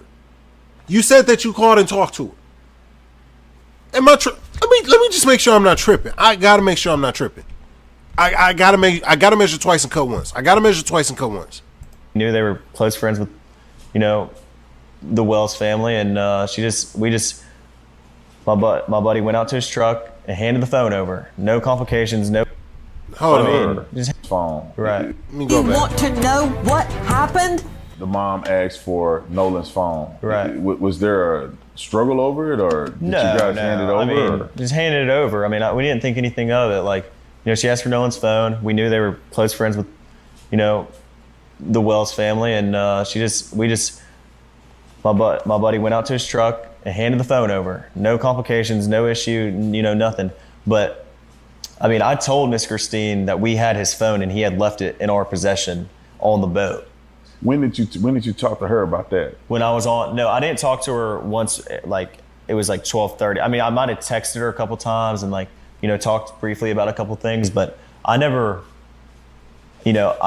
told her on the phone before I called the Coast Guard that we had Nolan's phone. Am I tripping? I'm gotta be on. He just. How within 60 seconds? How within 60 seconds do you contradict yourself that quick? Nah, bro. Just within that minute, you contradicted yourself that quick within that minute. It took that quick. Was there a struggle over it, or did you guys hand it over? I mean, just handed it over. I mean, we didn't think anything of it. Like, they said they handed it over. They didn't think anything of it. Mind you, the stepfather said that they came up and that they was being standoffish, and that they didn't give him the phone immediately. And the mother also stated that as well. So that's step one. Hold on, but let's continue. You know, she asked for Nolan's phone. We knew they were close friends with, you know, the Wells family, and so is he trying to call the stepfather a close friend? But let's continue. my buddy went out to his truck and handed the phone over. Nobody ever said, this is the first time I ever heard somebody say that they went out to the truck and gave him the phone. Every time that they've stated it, if I'm not mistaken, y'all can correct me if I'm wrong. Tell me if I'm not mistaken that they stated that he went to that at first they went to the back. They went to the back to go and check to see if they had the phone. Then 5 minutes later, they end up coming out and handed them the phone. They never said that they went to the truck and then came out immediately. Well, came out immediately, went to the truck and then gave them the phone. Nobody ever said that. It was they came up to the door. I asked for the phone. Y'all said that y'all didn't. You was like, yeah, man, bro. Like Nolan was like a brother to me, man. This, that, and the third, and all that stuff like that. And y'all weren't giving him the phone. Y'all went back there and looked. He wasn't trying to bum rush in there because y'all was pissing him off. And then they went out and waited because y'all saying that y'all couldn't find the phone, and they had to use life alert.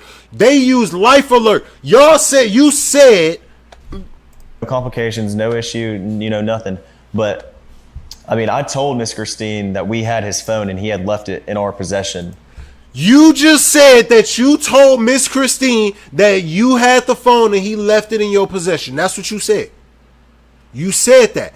She said that y'all wouldn't that she had to use life alert because the Snapchat location was going different places. She used the life alert to be able to find it, and was also using one of the kids' family members. So maybe she was talking about one of the other kids in a family that was also with them as well to help locate it. So I think that's who she was meaning when they were talking about the friends of the Wells family. So he may be talking about them instead of the stepfather. But you said that you had text Miss Christine. Well, you said that you talked to Miss Christine. So you go from you talk to Miss Christine, then it goes to when did you talk to her about that? When I was on, no, I didn't talk to her once. Like it was. So you said that you talked to her, but then you say that you didn't talk to her. You went from within 10 seconds. Within 10 freaking seconds. Christine, that we had his phone and he had left it in our possession on the boat. When did you talk to her about that? When I was on, no, I didn't talk to her once. Like it was like 12:30. I mean, I might have texted her a couple times and talked briefly about a couple things, but you just said that you texted her. All right, so you said that you texted her. I told her on the phone before I called the Coast Guard. You just said you ain't talked to her on the phone. What? Bro, am I I gotta be not, bro. No, bro. Look, at a minute 18, at a minute 15, he says he didn't talk to her. He didn't talk to her on the phone. At a minute 27, minute 28, or a minute 30, he says that he texted or something like that. At a minute 36, he says he talked to her on the phone before he called the Coast Guard. Bro, tell me I'm tripping. I'm going to do that one more time and then we just going to let it play. At his phone and he had left it in our possession on the boat. When did you talk to her about that? When I was on, no, I didn't talk to her once. Like it was like 12:30. I mean, I might have texted her a couple times and talked briefly about a couple things, but I told her on the phone before I called the Coast Guard that we had Nolan's phone. Bro, y'all just heard it for yourselves. This dude just lied within that. Jesus Christ, bro. Dude lied 3 different times. Like, I'm saying, Jesus Christ. First you said you texted him. Then you said you didn't talk to him on the phone. Then you said you talked to him. That's all within 30 seconds. That's all within 30 seconds. Not even 30 seconds. 20 seconds. Before I called Miss Christine, none of us had a reason to go through Nolan's phone. I mean, there's multiple phones on the boat. Why would it be? And the boat was having issues. Why would our concern be getting on Nolan's phone or something? I mean, I don't even know Nolan's password. None of my friends do. We had no reason ever to get on Nolan's phone. Remember I said that in my first video about this situation. Do y'all remember I said that? I said if that password was disabled or anything like that after 4 o'clock, there's something to that.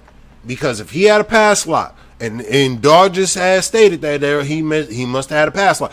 If he had a pass lock on that phone, a passcode, and that got deactivated.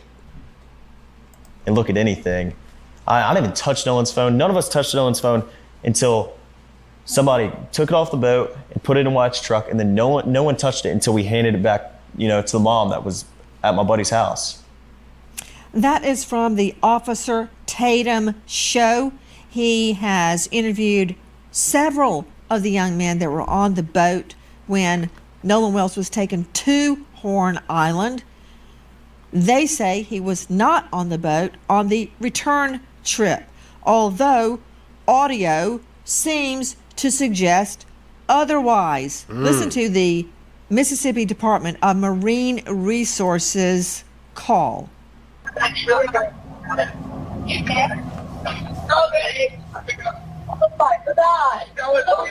Detail assistance, Vicky speaking. How can I help you? Hey, we're at the west tip of Horn, and our bilge pump stopped working. We're sinking. Can y'all please come? We have a membership. All right, of course. How far is the water coming up, sir? Can you give me a description? Ankles? Hello? Yup, they trying to hide. Hey, Yes. How far is the water coming up, sir? it's coming up. We're just sinking. I don't know. Like we're going down now. All right. Well, let's get you going. Membership number or phone number listed on the account, sir. I don't know the phone number. It's either. I think it's. Try that. All right. I know we have a membership, like guaranteed. I don't All have right. the tag Unless on you here. have a It got ripped membership off. number or anything, it's okay. I'll get you over to the captain. What's the best phone number to reach you at? Reach me at 2. Particular phrases in that call, if it's to be believed, Nolan don't die. Sure, he's dead. Is he dead? Nolan, OMG. Wake the F up. It goes on. I thought he was on the check his chest. That, if it's to be believed, suggests that Nolan was on that boat. Tatum says the witnesses are clear. He was not on the boat. And here's my question. And here's the thing. Because we just saw that they plan to take some type of legal action against certain content creators who were talking about Bart and everything else. So are they saying that they finna go after Nancy Grace too? They're going to go after Poetik Flakko. They're going to go after TMZ. They're going to go after all these people. Because I'm telling you, that gets real expensive. Going through that gets real expensive. And you don't think that they got the backing to be able to make sure that you end up having to pay them? Like, bro, what? And they'll be able to make money off of that content. Crazy.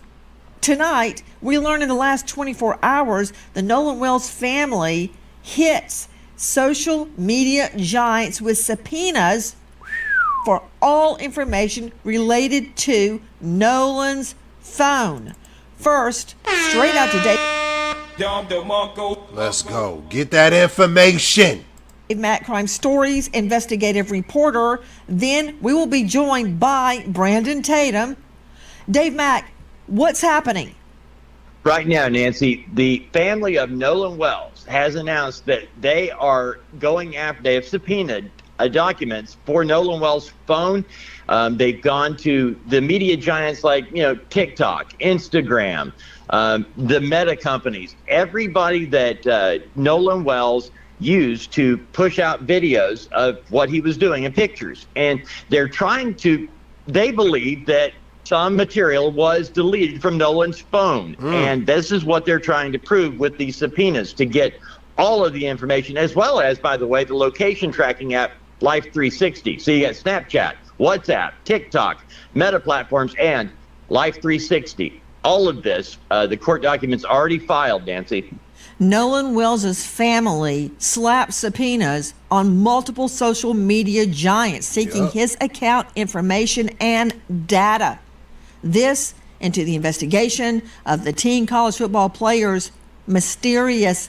Dang, man. Hey, bro, this making me sad, bro, because, dang, you could just tell, bro, really was like, dang, the life of the party. Do you know how this feels, bro? I don't know if y'all know how this feels when you sitting up there and you the life of the party and stuff, and you get Like, but he ain't got no girl dancing on him and stuff like that. See, that's the only difference. And then don't be leaning back and stuff like that and ain't got no girl on you. You supposed to have a girl twerking on you. But death, they were issued in the last 24 hours, including Snapchat, WhatsApp, TikTok, Meta platforms, Life 360, and these are according to court documents demanding the companies turn over all materials, info related to Nolan's accounts. Get everything. This includes current and prior usernames, passwords, email addresses, phone numbers, even displayed names. They want IP addresses associated with every account, all communications, chats, posts, stories, and info. His cell phone has become a critical issue in the probe into Nolan's death. What happened to Nolan? Now, his mother, Christine, says when her son's phone was brought to the family, they had concerns because there were no pictures or...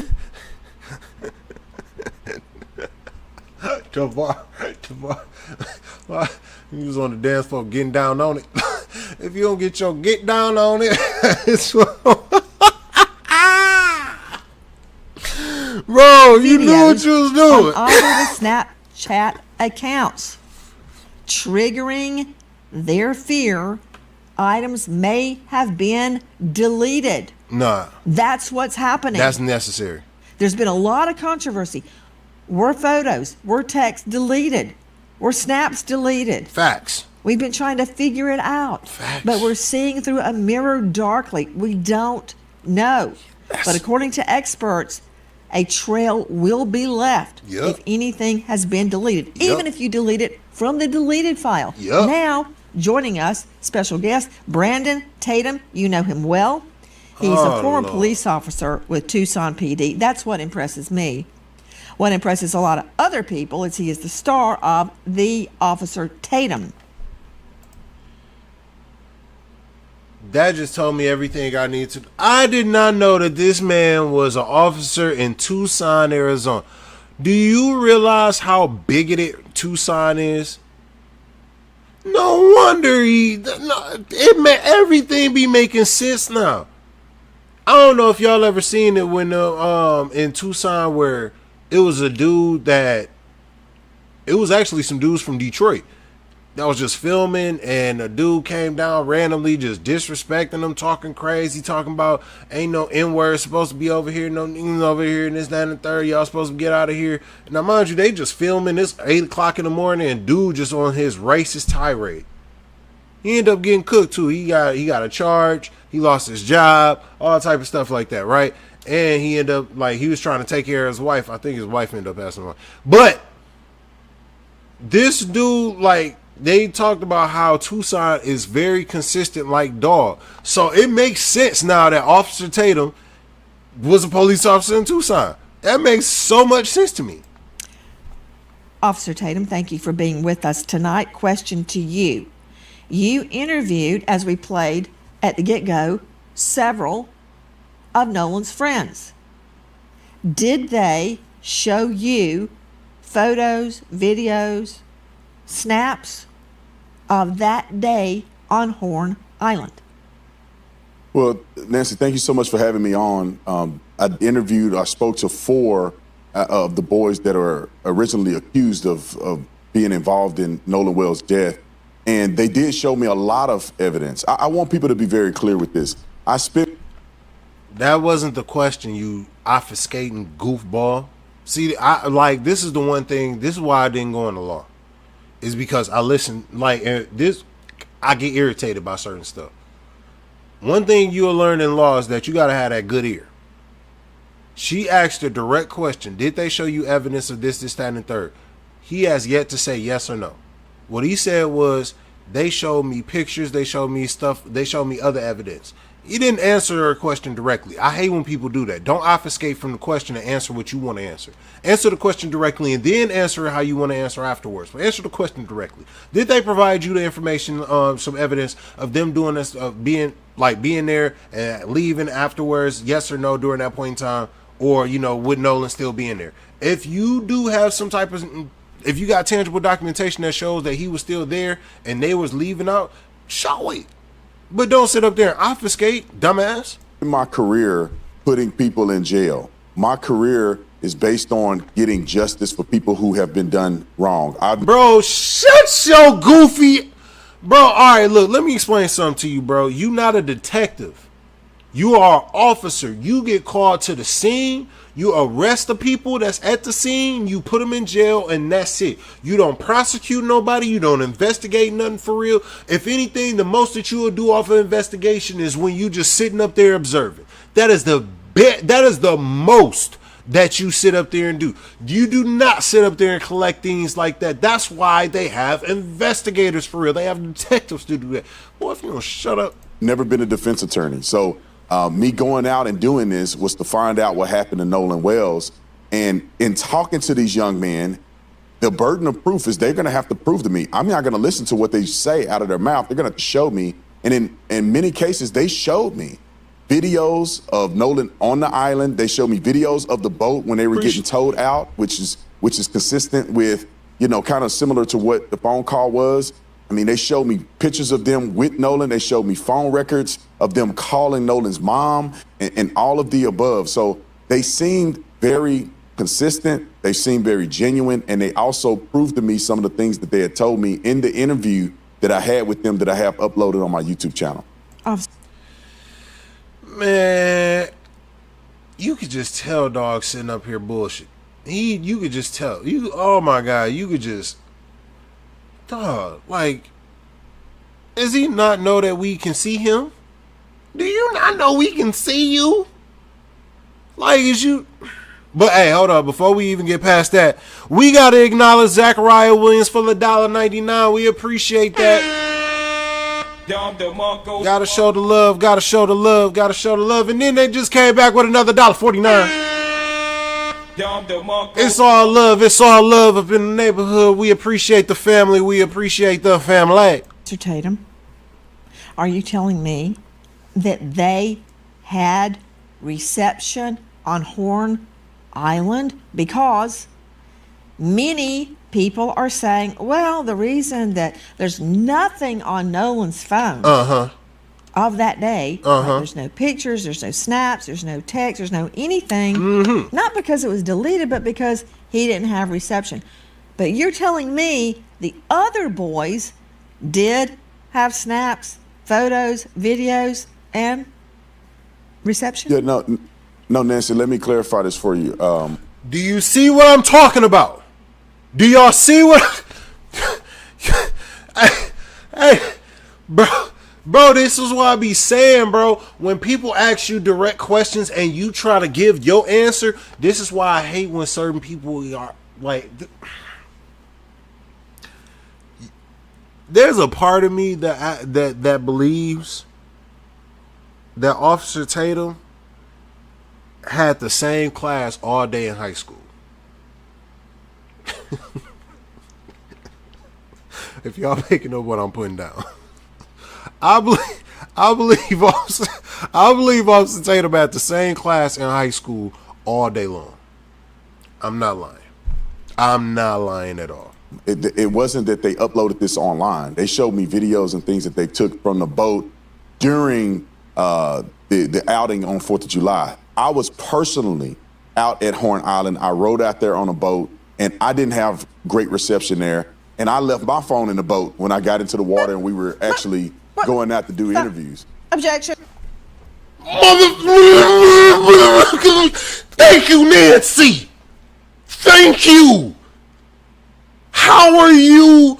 You mother. What? So stupid. So stupid. Thank you, Nancy. Like, bro, what? How? How does that make any sense, bro? That didn't even make sense. How is it that you sitting up here so definitive on one side, but then on your own personal endeavor, you left your phone? Let me get this straight. You left on your own personal endeavor before you got up in that walk. before you got in that water, you left your phone, and then you also acknowledged that when you got out there to Horn Island, you didn't even have great reception.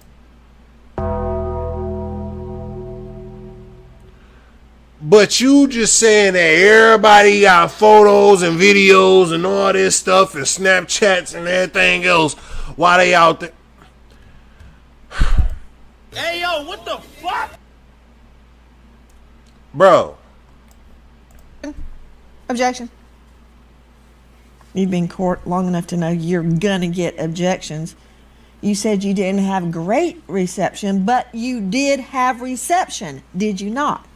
No, there was reception there. It just wasn't great, and it wasn't great enough for people, in my opinion, to upload. You can make a phone call potentially, but you wasn't gonna upload data to a social media account. Now, could people take the steps to do it if they're dedicated enough? Yes, but it doesn't appear that that would have been a frequent thing, given the fact that you probably had 1 or 2 bars out there. And I heard evidence of that. Not only did I see evidence of it when I went out there myself personally with my cell phone, when I listened to the CETO call, you could tell that the call dropped out several times. It seemed like they were having trouble at times hearing each other. So it is consistent. And anybody that travel out there that have gone to the 4th of July celebration, they know that the reception is not very great. So the videos that they showed me in call logs were things that were not associated to social media, that they never posted on social media. It was, pictures and videos that they took on their phone.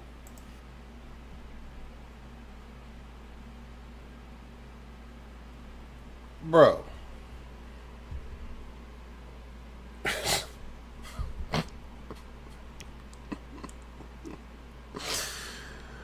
Officer Tatum, let me get this straight. I just want to make sure I have this straight. So they have reception. They have reception out there. They had their phones out there. You said that you left your phone though before you got in the water because you didn't want it to get in the water, so you left it on the boat. But you said that they didn't have good reception. And you said that when you listen to the call, it doesn't sound like they had good reception. Y'all let me know in the chat. When y'all listen to that phone call, did it sound like we couldn't understand or hear him? The person that was on the phone. We couldn't hear.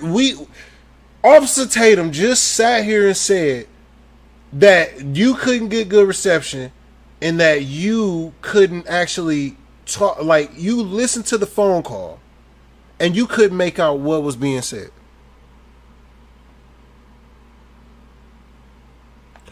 We done listened to this phone call, I don't know how many times, people. How many times did we listen to the phone call? Matter of fact, we could even pull it right back up.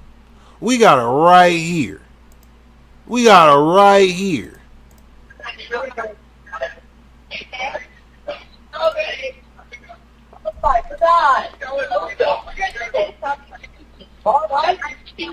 Hey, we're at the west tip of Horn, and our bilge pump stopped working. We're sinking. Can y'all please come? We have a membership.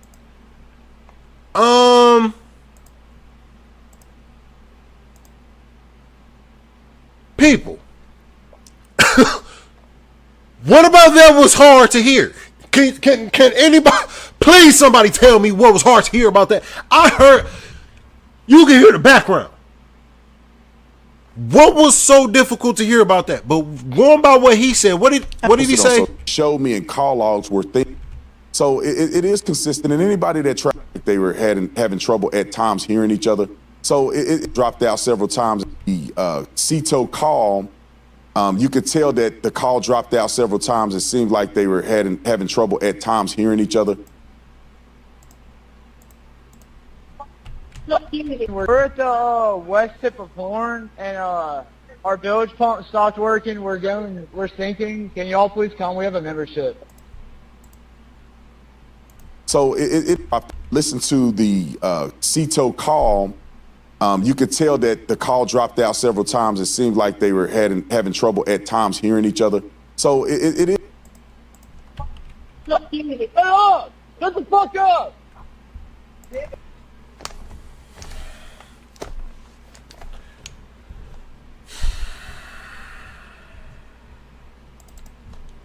Yeah, no, you done fucked up, don't you? No, don't you? No, you done fucked up. Like, bro, what? What? What was so hard to hear about that? That was clear enough where we could hear the back. We could hear the people in the back. But now we can't hear. If you don't shoot, bro. It's consistent, and anybody that travel out there that have gone to the 4th of July celebration, they know that the reception is not very great. So the videos that they showed me in call logs were things that were not associated to social media, that they never posted on social media. It was, pictures and videos. Hold on, Hot T, you did give a perspective. Now we gonna give a little bit. We gonna give some grace. Let's give some grace. Let's give a little grace. Let's keep listening. Depending on how you interpret the audio, it things like those who have. Can y'all please come? We have a membership.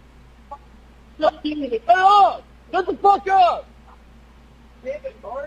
Depending on how you interpret the audio. Hold up. So we'll listen to it at a later point. But you know what, Hot T, I'm gonna take your perspective. I'm gonna take your word for it. That the reception, even let's say if it could be a little spotty, this still disproves his whole theory about them saying that you can't hear it or what's named like that. For the most part, and this is what other people were saying, that it sounded like he was putting it on mute. Now, I don't know if he was putting on mute. That could have been the parts where it was disconnecting from the service, where the service was spotty, where it would kind of go blank or whatever.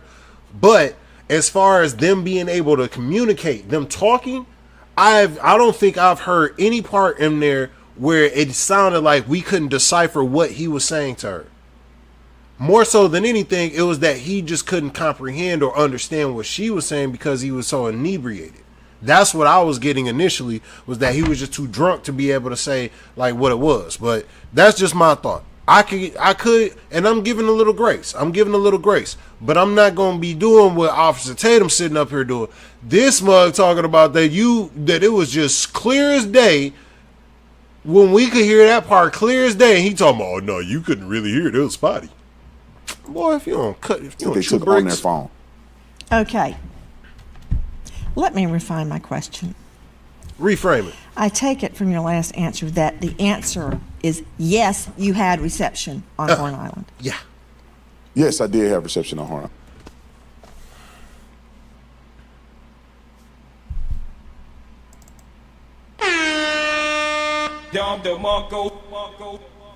I want y'all to really understand what I be trying to tell y'all, that I want y'all to be paying attention to. Now, we going to take some time to get through this, but I just want y'all to understand, because we ain't going to just do this. It ain't going to be in one fell swoop. I'm letting you know that right now. But I want y'all to really understand this.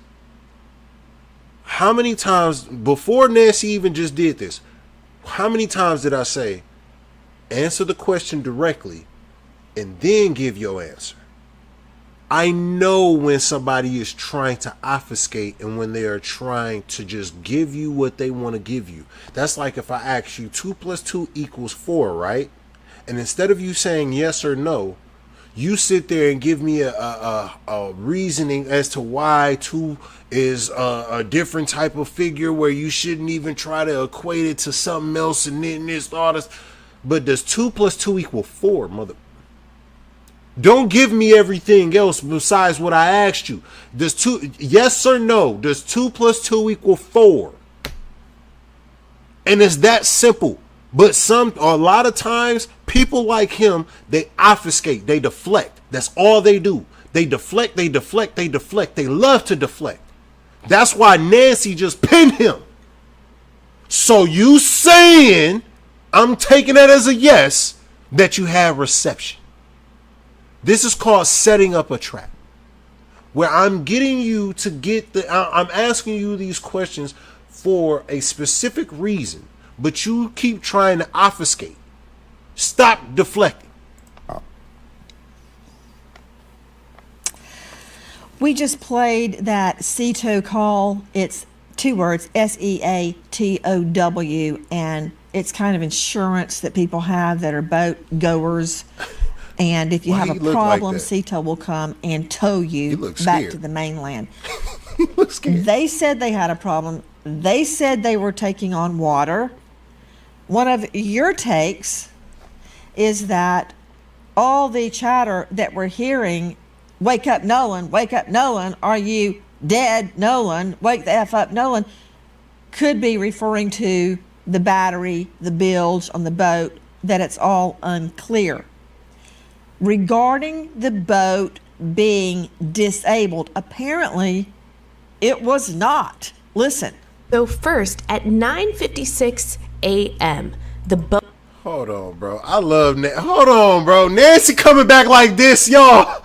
Is this how Nancy coming back? Nancy coming back on this type of time? Is this how Nancy coming back? Okay, Nancy. Because I remember how she used to be. She used to come in and she used to get people together. But then she started to get a little too crazy. And then a couple people had to get her together. And then, you know, and she had to slide back. She had to take a step back. But now she back. And she back with a vengeance. Nancy, is you coming out like this? You better come with your Mike Tyson. Listen. Come on, your Mike Tyson. So first, at 9:56 a.m. You so did. Now the boy. Now the boy, you so did. You so did tell me. You so did. You did. You sat up here and said, hey, you better react to that Nancy. And you saw I had it ready. You saw I had it ready. I'm paying attention. I read your message yesterday. I listen. I pay attention to my family. You know I love y'all. Original dock. Let's go. It arrives at Horn Island at 11:14. So at around 4 o'clock, there is a call to the Coast Guard about the boat. NBC News got a hold of it. We're sinking. Can y'all please come? And is everybody on board in good health otherwise? Yeah, everybody's on board. Everybody's on board. Nancy. So does that mean Nolan is on there?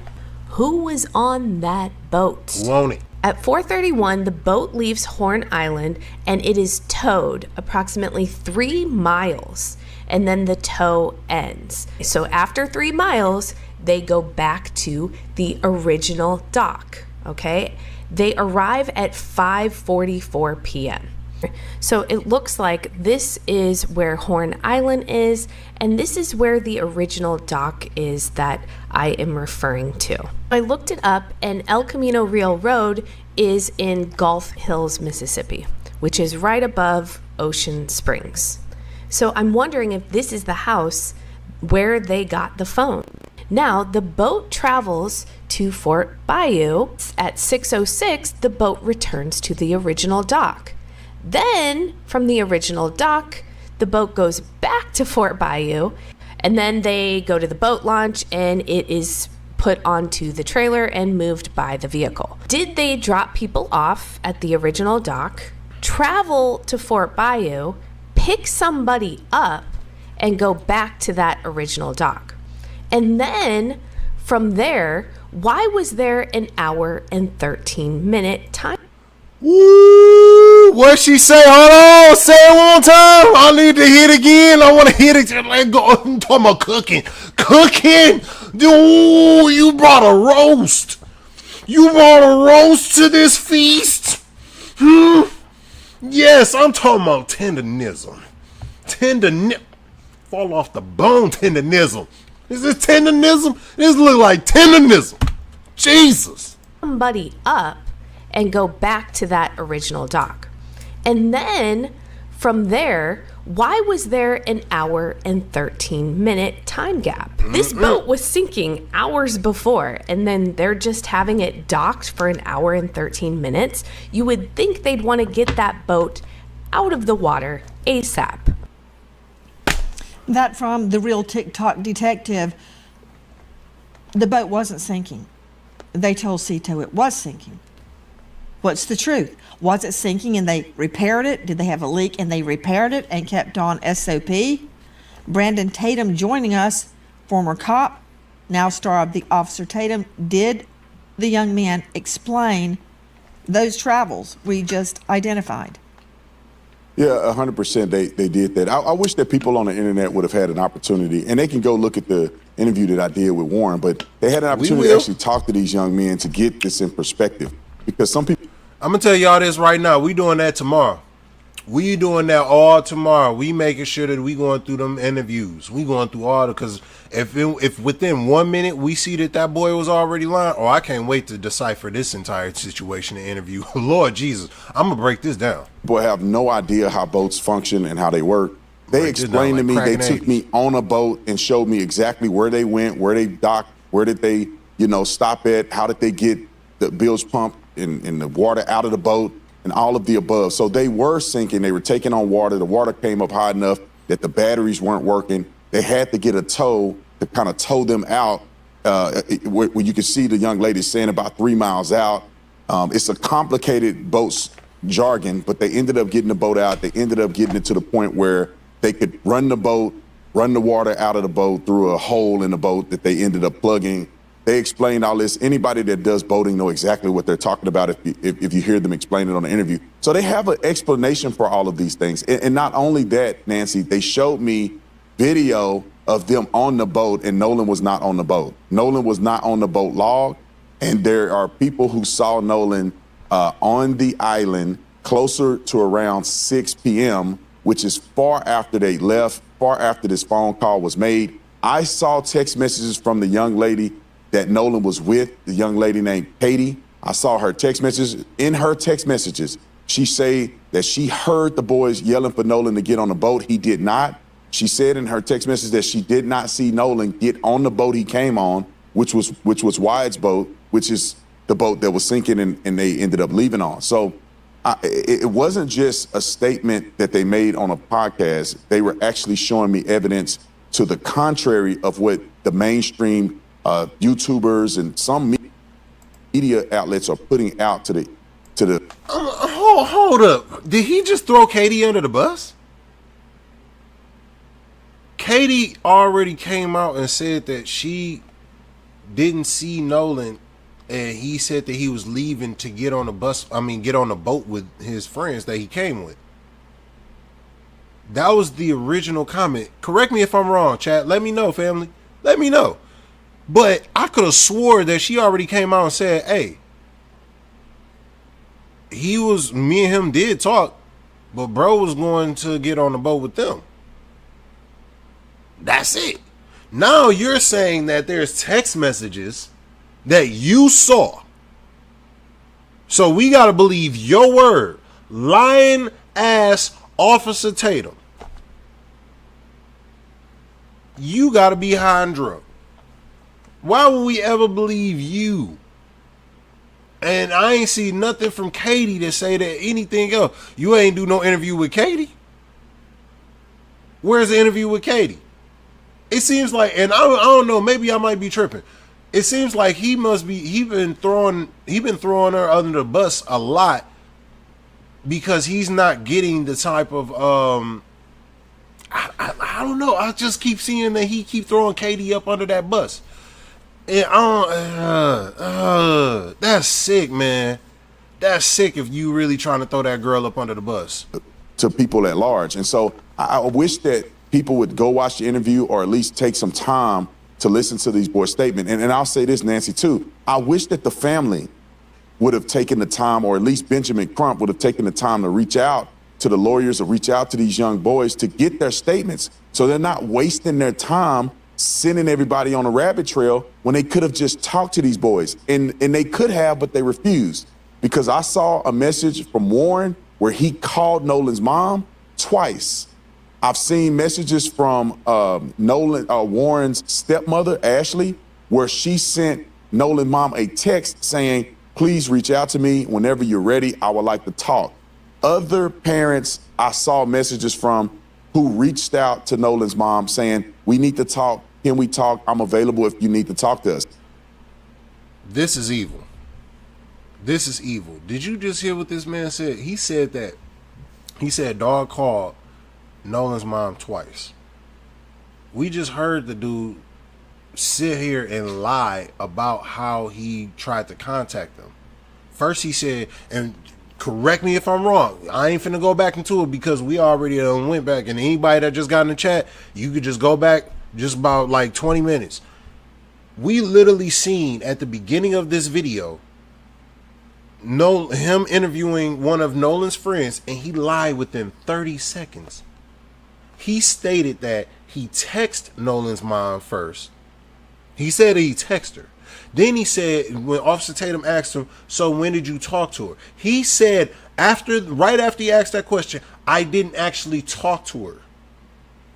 Then he follows up and say, no, I did talk to her. I talked to her but right before I had called the Coast Guard. What? And we got to take your word. We have to believe your word, your perspective, your theory. That, and also that you saw Katie's text messages. You saw Katie's text message. Then you go as far as to say that Nolan's mom didn't reach out to them, didn't communicate with them and stuff. That they wanted to, and that Ben Crump didn't reach out to them. Did they reach out to Ben Crump? Did they reach out to Ben Crump? Since you saying that it's on Ben Crump to reach out to them, did they reach out to Ben Crump? No. If anything, they already had stated that they had lawyers before they was talking to them. The only person that we know that didn't was Bart. But you create these narratives. Boy, that is crazy. That is crazy. But let's continue. I do not understand at this point why Benjamin Crump would go out and put misinformation out online when he had the availability to talk to these kids and clear these things up like I did before he presented this to the public. We also reached out to Benjamin Crump 4 times. And on the 5th time, they come back and tell us that the family is not doing interviews. We didn't ask to talk to the family. We asked to talk to the attorney, Benjamin Crump. Why? So we can come together as a community and solve what happened to Nolan Wells. No.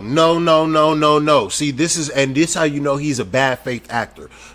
Officer Tatum is an evil dude. This is an evil person. You know what he was going to do? He was going to try to get in contact with Ben Crump so that way he can disparage him. He was going to be like, why are you trying to do these race tropes? Why are you an ambulance chaser? Why are you this? Why are you that? Why did you create this? So he gets in front of Ben Crump and he say that stuff. I hope that he says that so that way Ben Crump can tell him, oh yeah, you calling me a person of the law, an officer of the court. You are officer of the law. We not regular people. You used to be a former officer of the law and I'm an officer of the court. And you want to call me a liar? Oh yeah, trust me, we can really go into some litigation about that. That we can go into litigation about.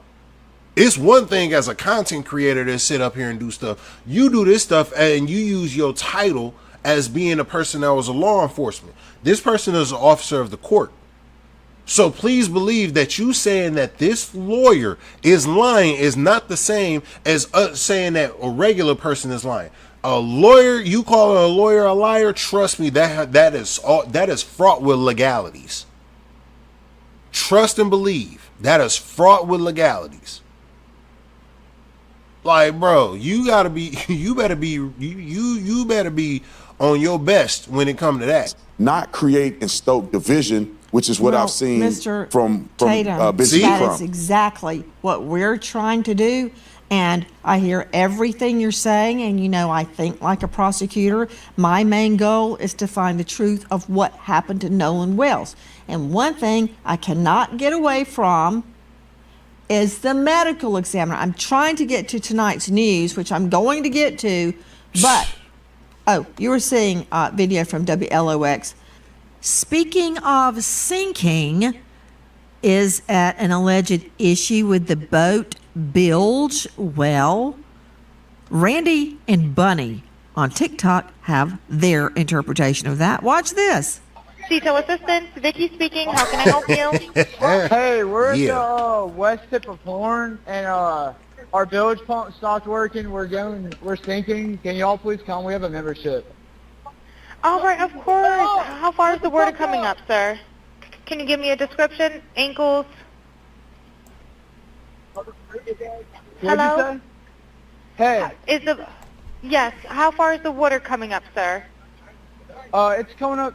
We're just thinking. I don't know. Like we're going down. That from Randy and Bunny on TikTok. Joe Scott. Yeah, Tavar, I'm actually gonna do that because I saw a snippet of it and he infuriated the mess out of me. He said, "What other times do you end up hearing about a black kid dying around a group of white people?"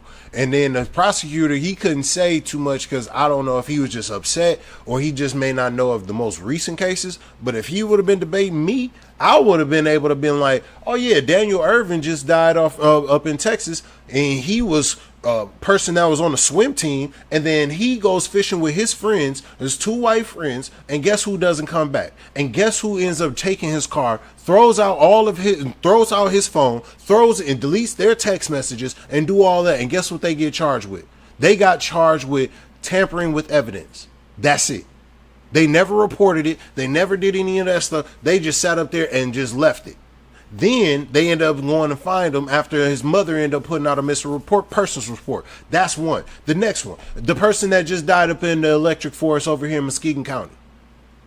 Black kid who came down with a bunch of his white friends from Illinois. He was the only one that didn't make it back, and he was the driver. Next victim, the person that was just almost beheaded up in Petoskey, Michigan.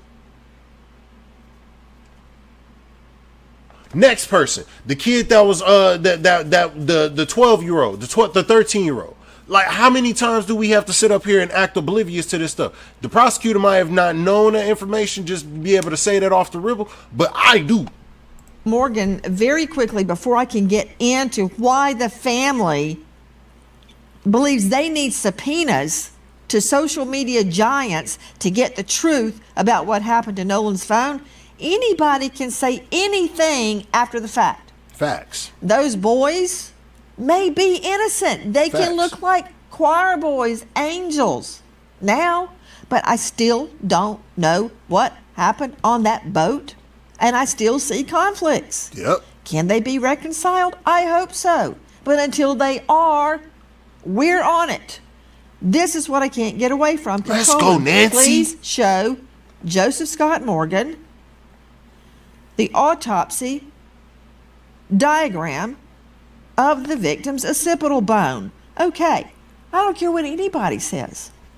I do not care if an archangel lands on this anchor desk. If he lies to me, I'm using handcuffs for his wrists and a rope for his wings. You hear me? Look at that again. Put it back up. He has deep reddening subcutaneously on the back of his head. Bro, there's like, mind you, they found him on his face. They found him on his face. How does he have this much redding in the back of his head, but they found him on his face? Nowhere else. It's not on his neck, the back of his neck anyway. Don't see it on the back. Don't see it anywhere else on the body. So I really don't want to hear a lame explanation that it's lividity of the blood sinking to the back of the body. Number one, the body was on its face. But that said, they kept the neck and the lungs. Lungs to see if he drowned, neck. Why would they keep his neck? I can't get away from this, Joe Scott Morgan, and I don't care how angelic the friends appear, and they may be angels. I don't know that yet. You can't get away from this, Morgan. No, you can't, and we can't get away from it until the investigation is concluded on the part of the state medical examiner's office and the authorities.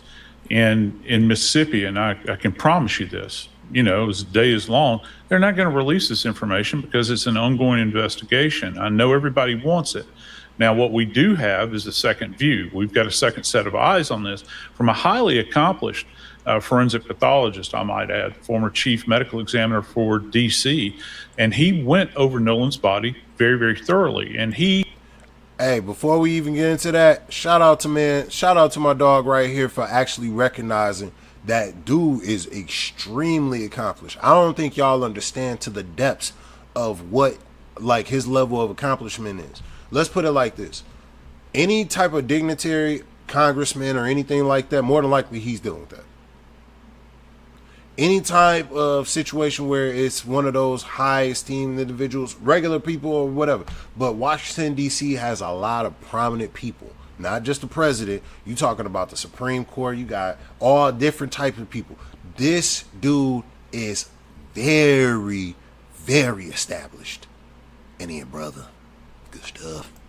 He, in his statements relative to this area, states that he cannot make heads or tails of it at this point in time because it's compromised, this area I'm referring to in the occipital area of the head, because it has been compromised through decomposition. Now, he did a multi-layered dissection, and what that means is layer by layer, the skin, sub-Q fat, down through the muscle, which had not previously been done in this manner, according to him. I don't even know if it's annotated in the state medical examiner's report because it hasn't been released yet. They're still waiting. It's pending multiple things. How many times have we heard this over the years? They're doing their own histological studies, which means the tissue samples. And also the big part to this, Nancy, is going to be the toxicology. And we know that takes some time. And it's not just... That's going to be huge. Toxicology is going to be so huge. It's going to be about alcohol. It's going to be everything in the spectrum. Yep. Hi guys, Nancy Grace here. If you are a homeowner, you've probably thought is saving customers an average of $800. Shout out to Nancy getting this money. She said, I'm out here getting this money and I get this extra commission if you need it. That's not in all, that's a month. And but we ain't finna be doing all this, Nancy. We love you though. We love you, girl. You too. Hey, I ain't gonna lie. I just thought about this. Nancy got the black, and she got the white woman she got the haircut like the white woman that always got black kids. Tell me she don't got that haircut. Tell me right now in the comment section. Tell me she don't got that haircut. That is the quintessential haircut of the white woman that has a black husband and some kids and some black kids. This is that mama. This the one that done been around. She done been. We know these. That haircut is notorious, boy. The friends taking polygraphs. Well, from my understanding, all but I believe one took a polygraph, and from what was told to me, that they all passed. And all of the ones that took a polygraph took one without a lawyer, and so. Oh my God! Did y'all just hit this dude? Did y'all just hit this dude? Y'all heard him, right? He just said that they took a polygraph. I want y'all to know, do y'all think that polygraphs are admissible?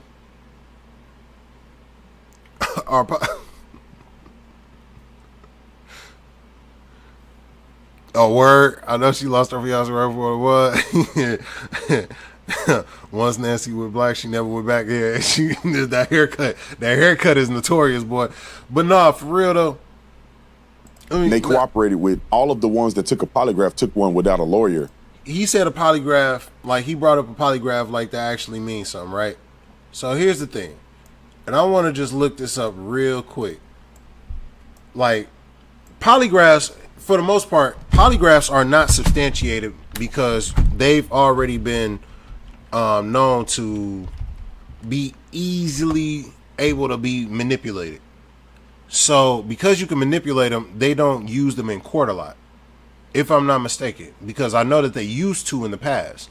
But once they actually started to, go through a whole litany of different tests to see like, nah, it doesn't really do as good as you think it does, they stopped using that in the court of law. So, yeah. But let's get to it. And so... Yep, that's why I was thinking. Fifi and all them, keep us, it wasn't a... Hold on! Oh, yeah, we got to keep listening. And they cooperated with law enforcement. So from my understanding, everybody took a polygraph test. Why do you say that's from what you understand? Did they tell you they took a poly and passed? Yes, ma'am. They told me that they did it. I wasn't there. So that's what I'm saying from my understanding. They told me that all the boys except one, which is Warren, I believe, took a polygraph test. All of them did not have lawyers and did it and cooperated with police. Warren also cooperated with police. I just believe he didn't take a lie detector test, but Warren is the young man that I interviewed. So according to what they told me, they all took a lie detector test and passed. And it's an equivalent of a lie detector test. It's not a traditional lie detector test, but it's the same theology of trying to get to if a person is lying. I don't know the name of it. It's an equivalent of a lie detector test. It's a different methodology. Yeah, I don't believe it was a polygraph test. I believe they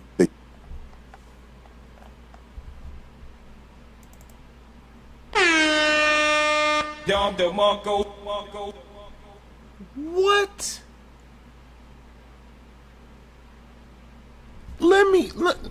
What? Let me get this straight. No, let me get this straight. You goofball. You uncle. You disloyal fool ass.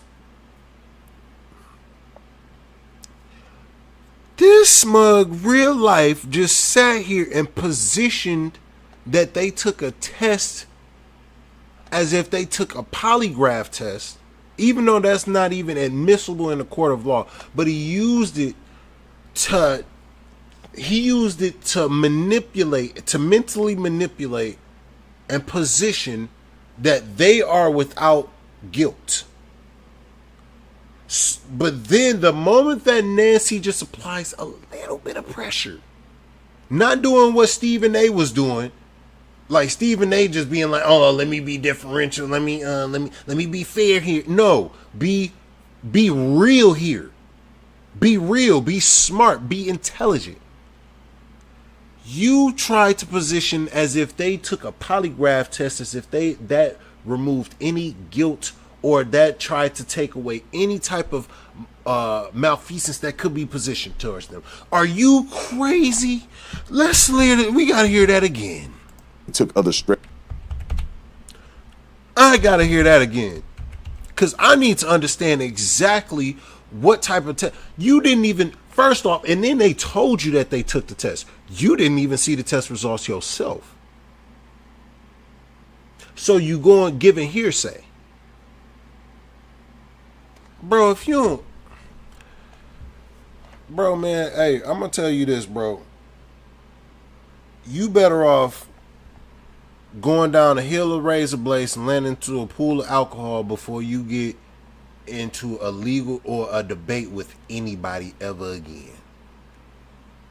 You should refrain from ever debating with anybody, because there is this intellectual regressiveness about you that is beyond any logical meaning. I'm talking about there has to be some level of a recessive chromosome in your body that restricts you from being able to be intelligent in any way, shape, or form. How are you this dumb?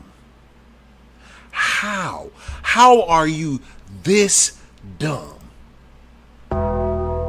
You cannot be this stupid. I have never in my life seen somebody who's this willfully obtuse, this willfully and intellectually dishonest. But there has to be, this is why, do you see Nancy's face? Nancy already got this face naturally, but she keeps this face if you start talking stupid. If you can make Nancy smile if you smart. If you know your stuff, you make Nancy smile. Why do I know this? Because I used to watch Nancy Grace all the time. All of us do. The hood used to watch Nancy Grace. The hood watched Nancy Grace. We always don't watch Nancy Grace. So that's how we know Nancy will smile if you actually know what you're talking about. When you don't know what you're talking about, look at how he looking. Look at the face. Look at the people. Look at these two different faces right here. This face looks like I don't know what I'm talking about, and I just hope that you don't get on my case about it. You see what I'm saying? Do you see how I'm looking? When please don't get on my case. Please don't hold my foot to the fire. And she looking at you like a parent. I'm about to grill you. You about to be tenderism cooked. Now hold on, before we go too far. We got Tavon. Tavon coming with the $10. We appreciate you, Wooten. We appreciate you, Wooten 7783. There, so that's what I'm saying. From my understanding, they told me that all the boys except one, which is Warren, I believe, took a polygraph test. All of them did not have lawyers and did it. Hold up. Warren, I believe, took a polygraph test.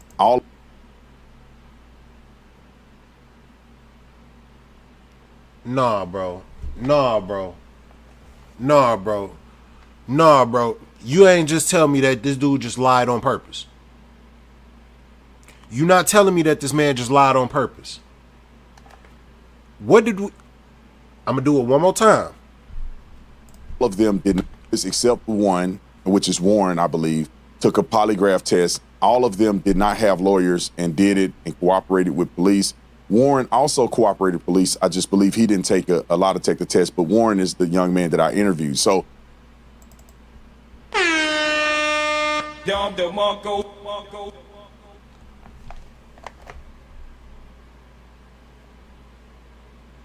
Hey, bro. Hey, man. Hey, man. So let me get this straight. We had a liar interviewing a liar. We had a liar interviewing. Hey, yo, what the fuck? We had a liar interviewing a liar. This smug legitimately just sat here and said that they took a polygraph test. Not a boy, am I lying? Did I know I heard what I heard when I heard it. Tavon, did I hear what I hear? Tavon, I know I heard what I heard. Did you hear it too? I know I heard what I heard. He said that they took the polygraph. We got to do it one more time for the tabernacle. Because a court not have lawyers and did it. And Warren, I believe, took a polygraph test. All of them did not have lawyers and did it and cooperated with police. Warren also cooperated with police. I just believe he didn't take a lot to take the test, but Warren is the young man that I interviewed. So according to what they told me, they all took a lot to take tests and passed. And it's an equivalent of a lot to take the test. It's not a traditional lot to take test, but it's the same theology of trying to get to if a person is lying. I don't know the name of it. It's an equivalent of a lot. Did you see how her face just... Did...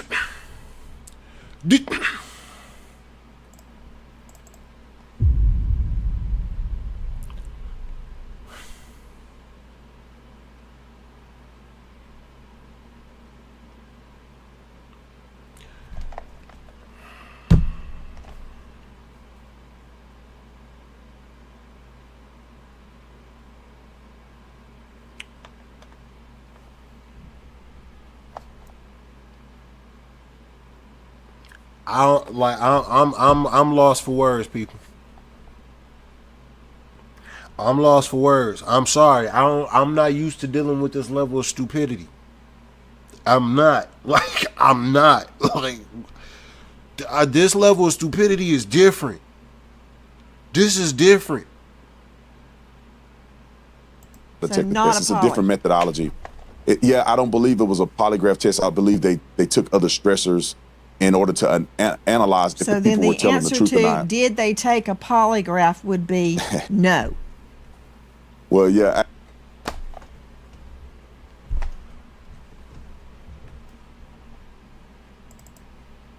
Yeah, no, you done fucked up, don't you? No, don't you? No, you done fucked up. I think it could be semantics because they took a test. Well, yeah, I think it could be semantics.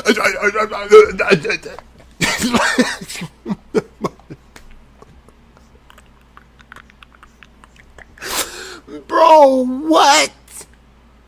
What?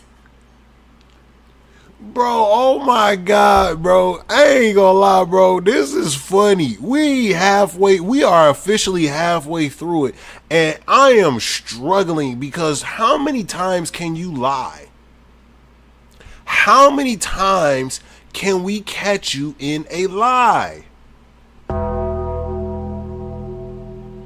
there's no way we can see this many lies. Like, do you know that we can see you?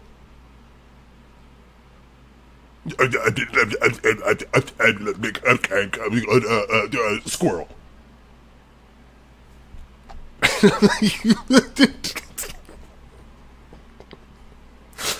Bro, I ain't gonna lie, bro. That was crazy. It's because they took a test to analyze whether or not they were being truthful in their statements, and that certified test, they passed it. It just wasn't considered a traditional polygraph. I think it's a more advanced way of doing it. Brandon Tatum. Hold on. In a nutshell, Joe Scott, there is a difference between a polygraph. It is. Which measures all sorts of body signals, your sweat, your breathing, your heart, your blood pressure, all sorts of things, and an audio verification test. Big difference. Yeah. So the audio is, you're looking for stressors in the voice, and these people are highly trained that do this. And you know how the courts feel about these tests. Are they admissible or not? But I think that, going to Brandon's point, the fact that they have taken these, at least those named allegedly have taken these, according to him, I think that that's significant. Now, whether or not that this is going to be usable, a usable investigative tool, is hard to measure. I didn't. Hold on, bro, what are you talking about? I'm glad that Nancy was about to get on that, but I just had to stop that real quick. What are you talking about? Didn't nobody ask you that? And then you just took the information as what Officer Tatum said as valid, as if he said that they took a polygraph test. You just sat here and what? Is he not listening or something? Like, bro, what is wrong with you? I know you smart, but you must not be listening. Like, talking about that's substantial. How is that substantial if they didn't even take a polygraph test? Even you know that it's not even going to be admissible. But the fact that you're talking about that they took a polygraph test when he just stated that they didn't take a polygraph test, are you not listening? What? Boy, I almost bit my tongue. Almost, yes. Nancy Grace's facial expressions be like mine, like, bro. But she got the automatic. She got the automatic eyes like that. Her eyebrows are drawn, so she got that like that. She got that. She got that consistent. Yeah, look, I'm on your head. For real, bro. But nah, ain't nobody ask you that. Why are you answering questions ain't nobody asked you? That's what I be talking about, bro. People don't be listening. So a lot of times people, and I want y'all to really understand this, people answer with their emotions. They don't answer your questions. They answer what they feel you said. They don't actually answer what you said, because if they answer what you said, it puts them in a position where they lose, and they know that. So they answer what they feel you said, so that way they can obfuscate. It's going to be usable, a usable investigative tool, is hard to measure. I didn't ask you if it's going to be used in court. That's a whole nother animal. We'll burn that bridge when we get there. Get them, Nancy. Okay, there may never even be a court case. First, I got to find out what happened to Nolan. Okay, so let's not put the cart before the horse. You've got eye detections tests. I don't put any stock in that as to whether somebody's lying. You've got nonverbal communication experts claiming they can tell. You've got brainwave analysis. You've got all sorts of things. I want a poly. I'm not saying they did anything or they didn't do anything. Go, strap up, take me a poly. Officer Tatum, star of The Officer Tatum on YouTube. I've been told, but I can't verify, that the boat in question has been searched by scent dogs and cadaver dogs. Is that true? I'm not familiar if that's true. Let me just clarify. The test that they took was a voice stress analysis test instead of what we call a traditional polygraph test. But I'm not familiar with the cadaver dog searching the boat. I wasn't informed that that was the case. But I was told by the boys that they did not wash the boat off or do any of those things that they were accused of doing, after this incident. Right. And I say, based on all the things that I've heard, it appears that they've been very truthful with me. And law enforcement. They've already communicated with law enforcement very early on. Okay. Officer Tatum, coming from you, I do give that credence because you were a Tucson PD. I've had people sit down, look me right in the face, and lie, and they are. I want you to see this. I want you to see this. I wanted to pull up real quick. Polygraph compared to a voice stress analysis. The polygraph and voice stress analysis differ fundamentally in technology, physiological tracking, and scientific validation. While a polygraph records multi-channel body metrics using physical sensors attached to a person, a computer voice stressor tracks a single variable.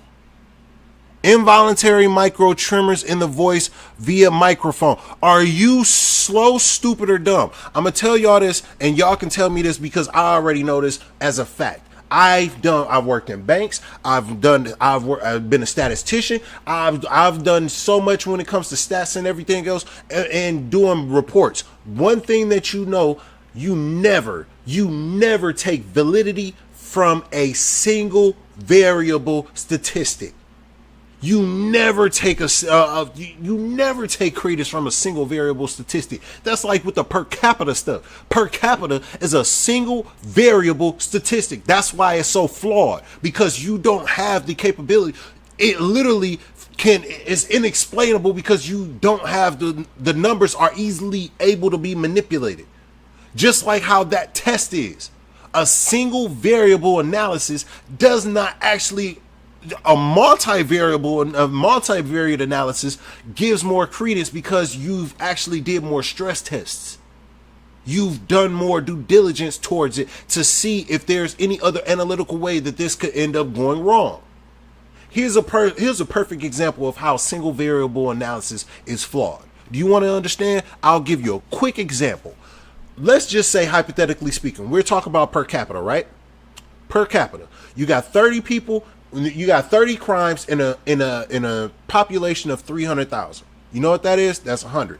You got 100,000. You got 100 people, 100 crimes in a population of 100,000. All right. So both of them are on the even playing field of 100. 30 crimes, 30,000. 100 crimes, 100,000.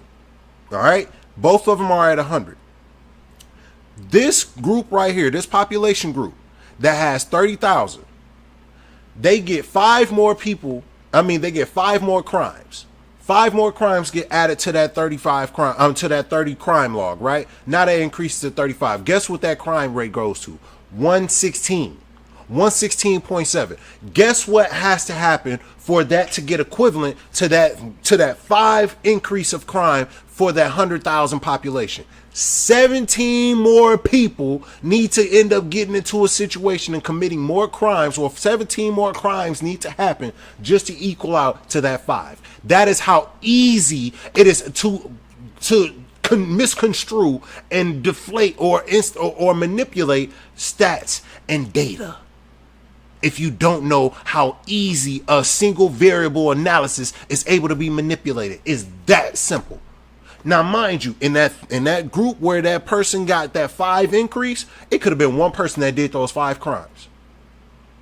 One person did 5 crimes, ended up increasing it to 35 crimes, and that made that population of 30,000 seem like they're way more demonstrative than what it actually is. Because guess what? Per capita helps the higher population. That's why they try to manipulate it and use it. But if you don't know stats, you don't know how flawed a single variable analysis is. My fault. I got on my nerd stuff. I nerded out for a little bit, but I just had to let y'all know. I do this math stuff. Oh, I do this math stuff to the 10th degree. Are so convincing. So I don't know who's telling the truth.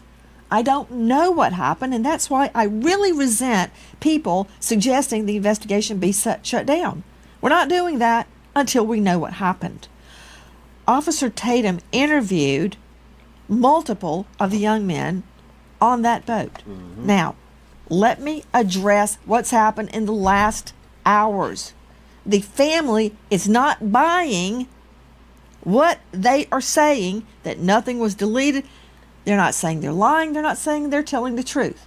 They have hit social media giants with subpoenas once and for all to get everything there is to get about Nolan Wells digital. Okay, straight out to Let's go. Get all of it. Get all the information. Dr. Jim Jones joining us out of Virginia. Jones, Dr. Jones, cybersecurity, digital forensics expert, digital forensics program director, associate professor, George Mason University. Okay, can't argue with that.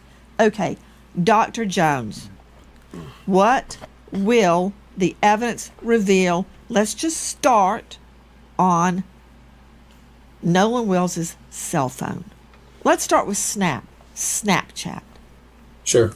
So on his cell phone, any images taken for whatever app are going to be stored locally, at least temporarily. So Snap is one of those apps that deletes the picture afterwards.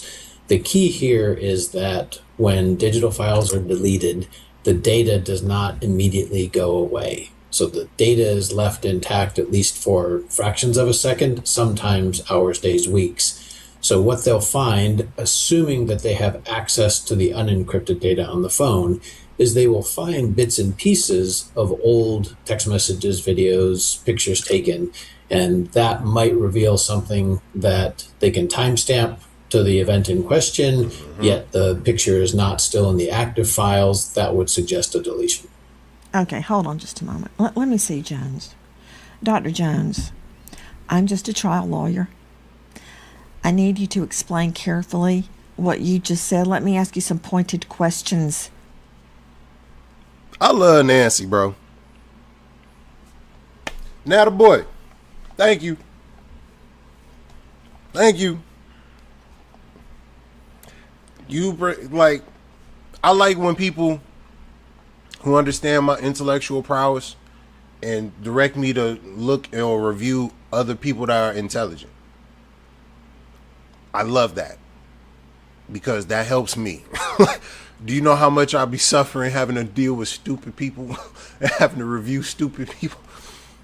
Having somebody that's actually intellectually, like that has the intellectual prowess to, oh my God, it's so refreshing. Just having, man, you just don't understand. You don't understand, but I thank you. Oh my God, I thank you. Snap is different, very different. Hold on, doctor. Let me go to Tanya Jordan, Chief Parent Officer at Bart Parental Controls, author of Parenting in a Tech World.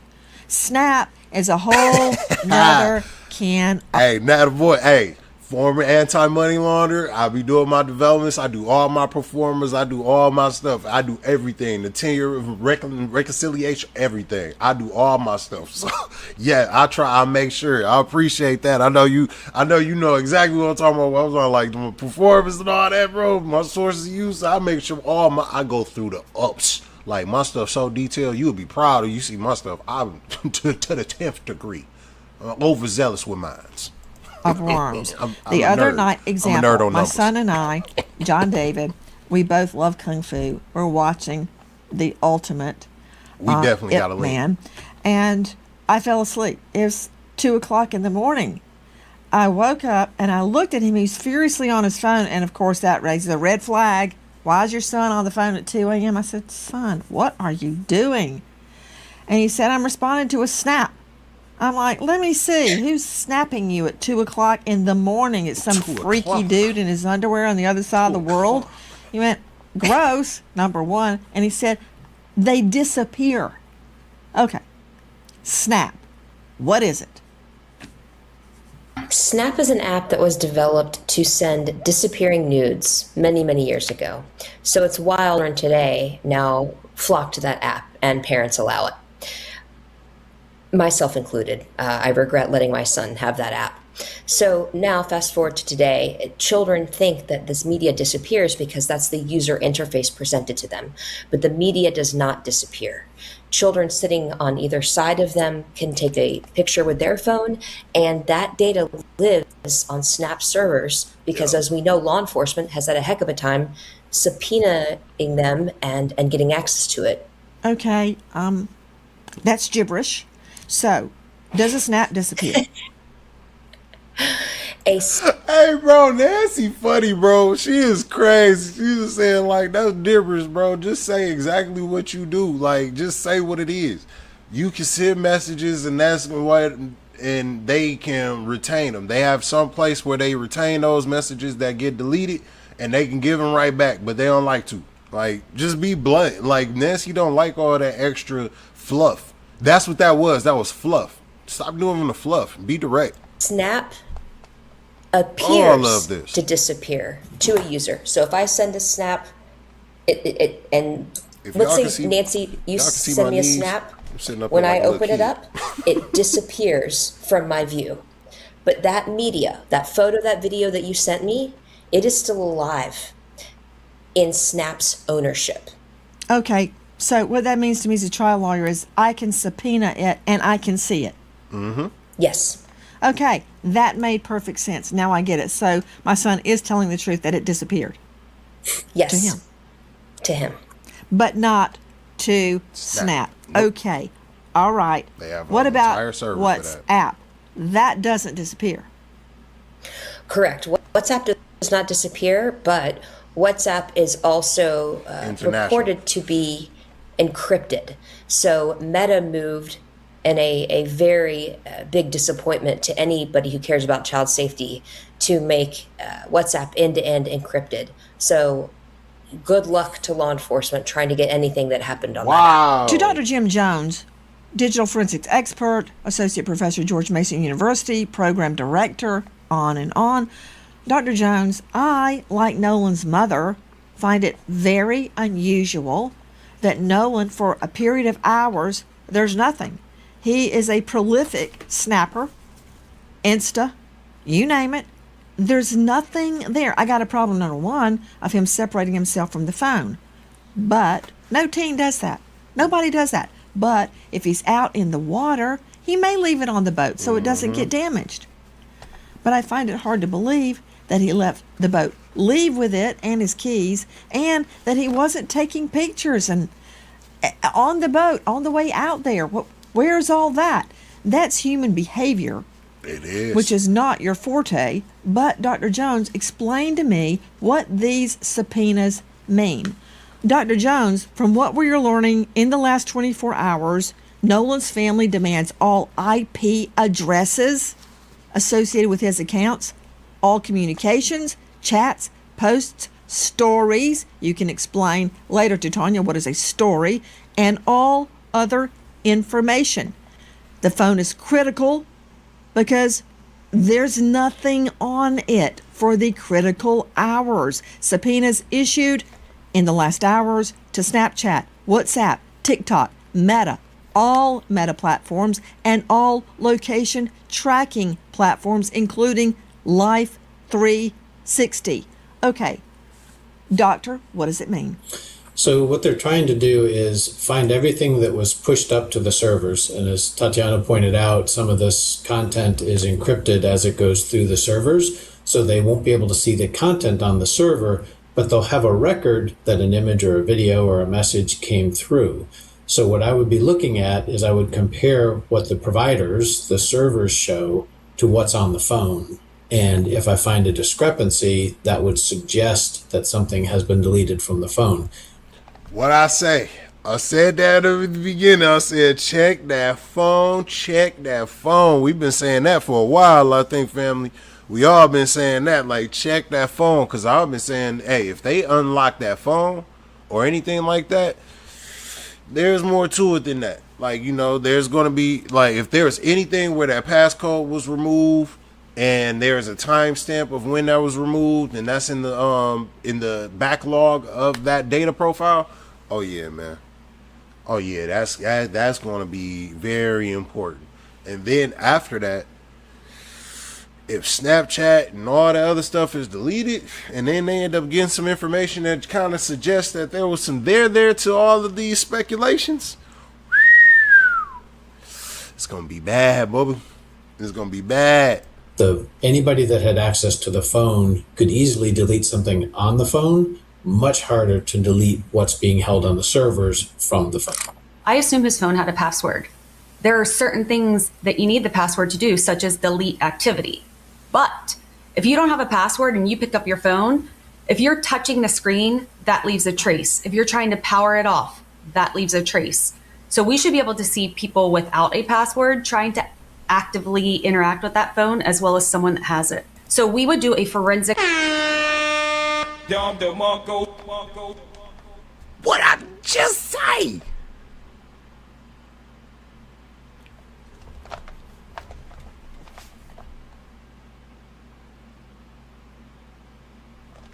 Bro, this is why I like being around people that have intellectual prowess. This is why I like being around people that just have a basic level of common sense.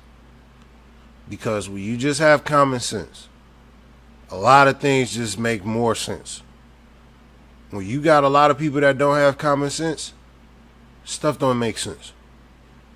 What she said makes sense. And you want to know why it makes sense? Because I said this at the beginning. It's like if anybody got that phone, unlocked that password, or was able to disable it at any point in time, they gonna have tracking of that. I literally even just said it 5 minutes and less than 10 seconds ago. But even before then, before we watched her, I said this on the first video that we actually had made of Nolan. I ain't finna pull it up because we in the middle of this. But I'm telling you, if you want to go back and just to reference, be like, dang, did dog say that? Be like, yeah, I said, hey, check that phone. Because when we was doing the videos about it, that's all we was all saying. Check that phone. Acquisition, and that's really important here. Someone just looking in the phone, you can get a glimpse, but you can't see what's deleted and hiding below the surface. We need a forensic acquisition to do that. We can tell if it was just soft deleted, so like sitting in a trash can, or a hard delete. So if you empty your trash on your phone and then you go and throw it into a dumpster and the trash is taken away, there is a log that tracks everything. Also with timestamps on when that activity occurred. Yep. Digital expert Heather Barnhart. Okay. Yep. Is a subpoena, Dr. Jim Jones, is a subpoena the equivalent of an acquisition, a forensics digital acquisition? Yeah, good question. No, very different. So the subpoena is going to the providers, the companies that provide these services, and it says, hey, what is on your servers? The physical acquisition is going to get a copy of the raw data stored on the phone. And to Heather's point, what you see through the interface is only a small fraction of what's actually stored on the device. It's a very busy place and things are being replaced and removed all the time.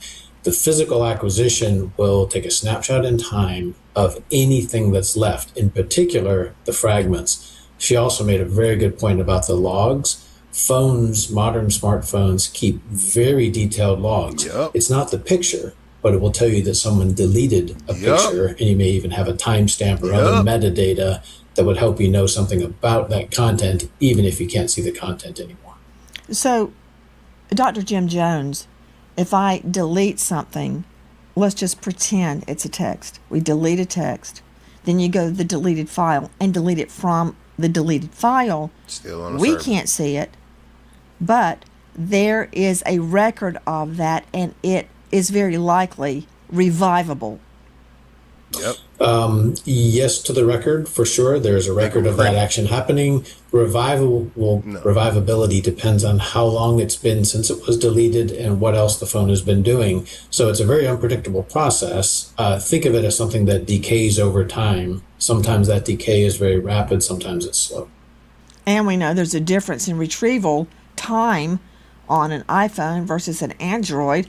It's a very delicate process. John Mobley, veteran trial lawyer, South Carolina. What is it Nolan's mother wants from social media giants? Calvary, ain't she? Everything. That's what they want. And I've been saying this from the beginning. These are the types of things they should have been doing from the beginning. Yes. Not press conferences, not grandstanding, not the all show, no go, but getting the actual data from the phone so they can get real answers to put all the information regarding what happened in context. They will know if anything was posted, if anything was deleted, if it was communicating with someone. This is the real work that needs to be done. This is how we all get answers. Hi guys, American homeowners. The FBI has... Shout out to Home Title Lock. Shout out to Nancy for having the stuff for like this stuff is actually very important. Don't just bypass this. I actually think that this probably is some of the best content that you can do, as far as if I ever was to do anything, like have somebody that's going to be on my channel and do stuff like this, it will be like Title Lock or the people that do refinancing for loans and stuff like that. I used to work in the bank, so I understand the uphill battles it takes to be able to get qualified. So that's why I be taking this stuff into consideration. And you also need your title. You need to make sure that your title is secured, because there have been people that have stolen people's houses because they have taken their title. If you haven't heard about it, in New York City, like there was a lot of black families that got their houses took, and then Mayor Mamdani, he had came and helped with that, but they had he helped them reverse it. But it's certain people will try to file for your title because they don't check it. They don't do all the references and all that stuff like that. They just take what you submit to them. So that is that is useful, you know, to stop somebody from doing something nefarious. So it's been warning about a type of real estate and that's fraud funny. I'm helping her title on her doggone that's how you know I'm showing love. I'm helping you on your doggone ad. That's how you know I'm showing too much love. theft, and your equity is the target. Nancy, Whether you owe me some money. Nolan Wells had reception on Horn Island or on the way there. They could, based on timestamps of things that got pushed to the server, that would say he did have service. The absence of those records doesn't say that he didn't have service. However, the cell phone provider through the tower records could show that, because every time a cell phone talks to a tower, a record is created. Yep. Excellent. The ping trail. Okay, back to Officer Tatum, star of The Officer Tatum on YouTube.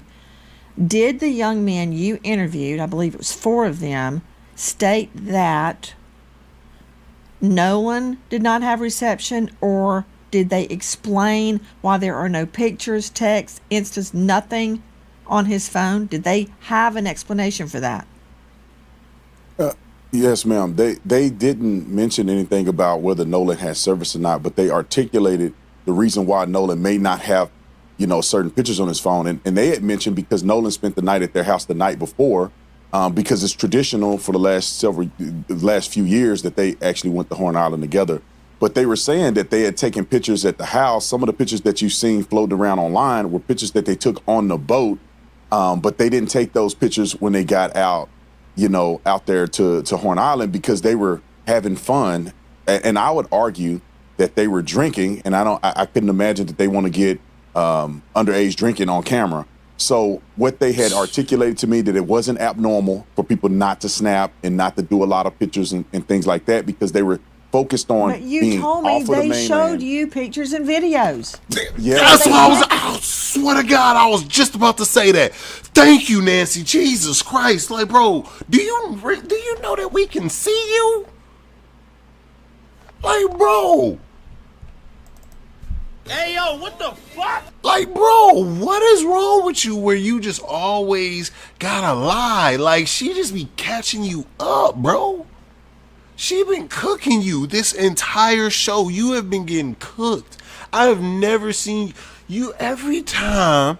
As a matter of fact, I'm making sure that we gonna clip this up. We gonna clip up this entire live stream, because every time you get like, bro, you've been getting cooked. How many times does Nancy gotta cook you? Jesus. Take Uploaded. pictures and videos. No. It's not a lot of pictures, and they weren't uploaded. So when you're talking about Snapchat, you're talking about a platform where people are uploading images and pictures to. Not a boy, exactly. Like we saw them with the pictures with the beard. Like, how y'all act? Nolan's asking for his phone and see him going. And I'm telling you, it's like, bro, you're not making sense. Produced to the world. What they showed me were things that they had recorded on their phone, and it wasn't a lot of different things, because most of what they did was drinking and having fun in the water. And so, what they had articulated to me as well is that it's not abnormal for people not to snap. It's not abnormal for you not to have your phone. And Nolan wasn't the only person that left his phone on the boat. They also mentioned to me, and you can see it in the interview that they did, was that they had no reason to touch Nolan's phone. They weren't thinking about Nolan's phone when they thought the boat was sinking. And when they got to the house, it was no incident when it comes to Nolan getting the phone back. So they parents just lying. So what Officer Tatum basically is saying, bro, this dude evil. Hey, bro, I keep telling y'all, bro is evil, man. This man is evil. You weren't there. You weren't there, but you are telling the mother and the stepfather that what they witnessed and what they dealt with didn't happen? And we gotta take we taking that from the word of a dude who lied and got caught up in 3 different lies in a matter of 25 seconds.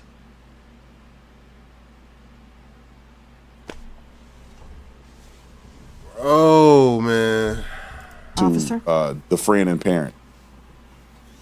You're going far afield from my question. Let me redirect.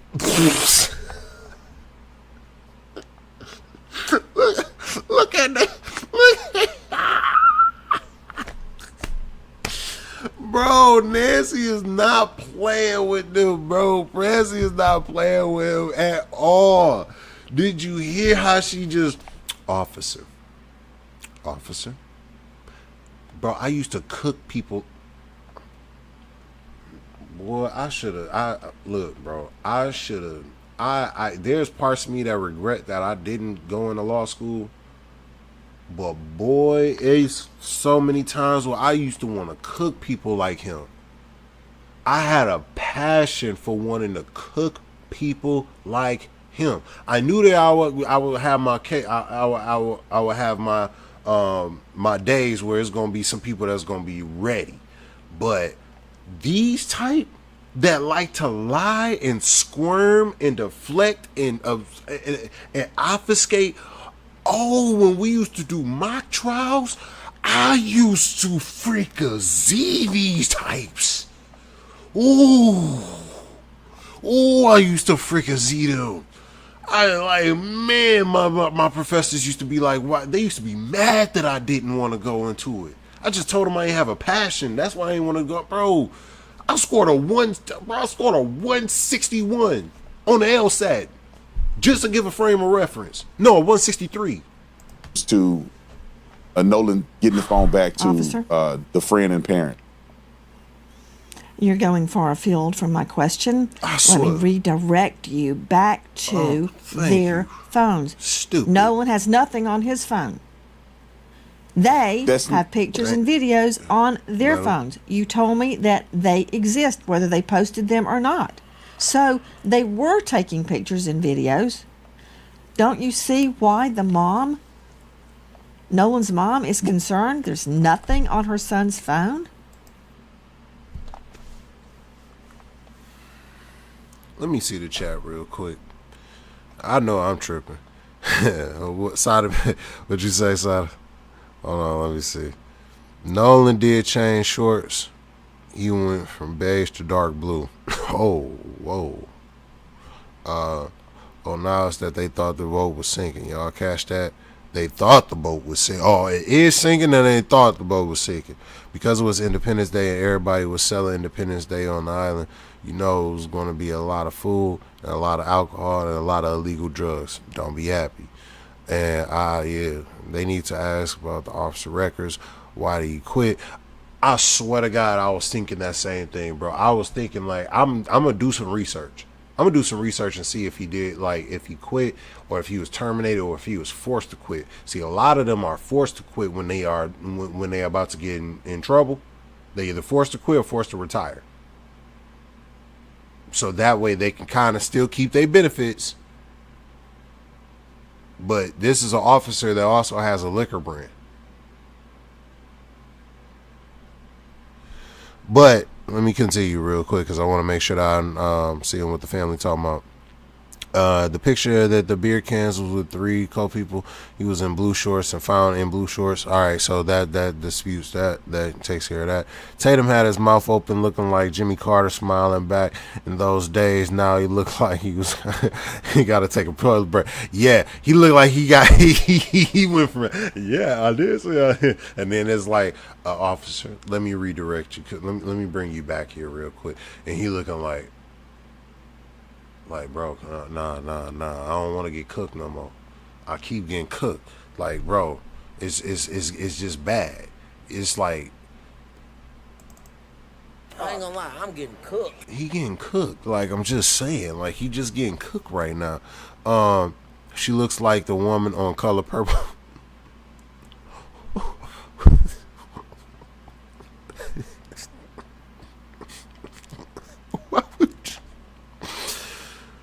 Tatum had his mouth open and stuff. Yeah, I regret it. Laugh. Yeah, like, bro, what is wrong with y'all, bro? Like, why is y'all all crazy? You want this interview to end? Yeah, he do. You could tell he's ready to get off. He ready to say, "Hey, my internet messed up." He want to say that. He really want to just be like, "Yeah, my internet messed up," and then that, just technical difficulties, like, you know what I'm saying? He want, and if he hollering at girl, if he generally grab that phone, all right, yeah, Tatum their income $50 million right now. So, man, well, Nancy, it's unclear exactly what the mother is articulating. Because at one point, she's concerned that there's not a lot of Snapchats or social media posting. She did not articulate, or the Benjamin Crump did not mention that there's nothing on his phone. So they're not saying that the phone was wiped and there's no images or anything. She was concerned about his social media frequency, which I believe, after talking to the boys, it was consistent with what they said, and it was consistent with basic deductive reasoning, that maybe he didn't post a lot on that day. So what remains a focus for me, and if I was investigating this Not case, talking about I posting. would want to know. Not talking about whether he posted, officer. No, He didn't what even I'm saying take is anything. that There's no pictures. There's no anything. That's what the mom is saying, but we haven't had an opportunity to either see or hear exactly what she's trying to articulate. Some of the things that she said in the media is that she's talking about posting. I don't believe she said that there was nothing at all on his phone, no pictures, no nothing. But I wasn't able to verify that. Hold up. She's talking about posting. I don't believe she said that there was nothing at all on his phone, no pictures, no nothing. But I wasn't able to verify that. So if I was able to see Nolan's phone and the mother.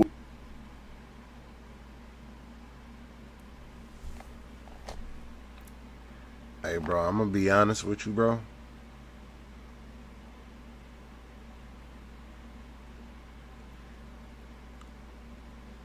I wouldn't be surprised if the stepdaddy wanted 5 minutes with Officer Tatum. I would not be surprised if that stepfather wanted 5 minutes with Officer Tatum. You got the unmitigated gall to basically you done called this mother a liar multiple times. You done called this mother, the person who doesn't have her son anymore. Her son is gone. You have been continuously calling her a liar, and then saying that unless you see the proof, that is not verified. Bro,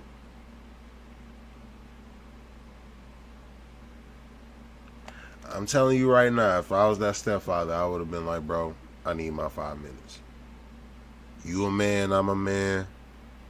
You got a mouth, and you talking about my wife. You talking about the mother of my children, and you are denigrating, disrespecting, and calling her a liar.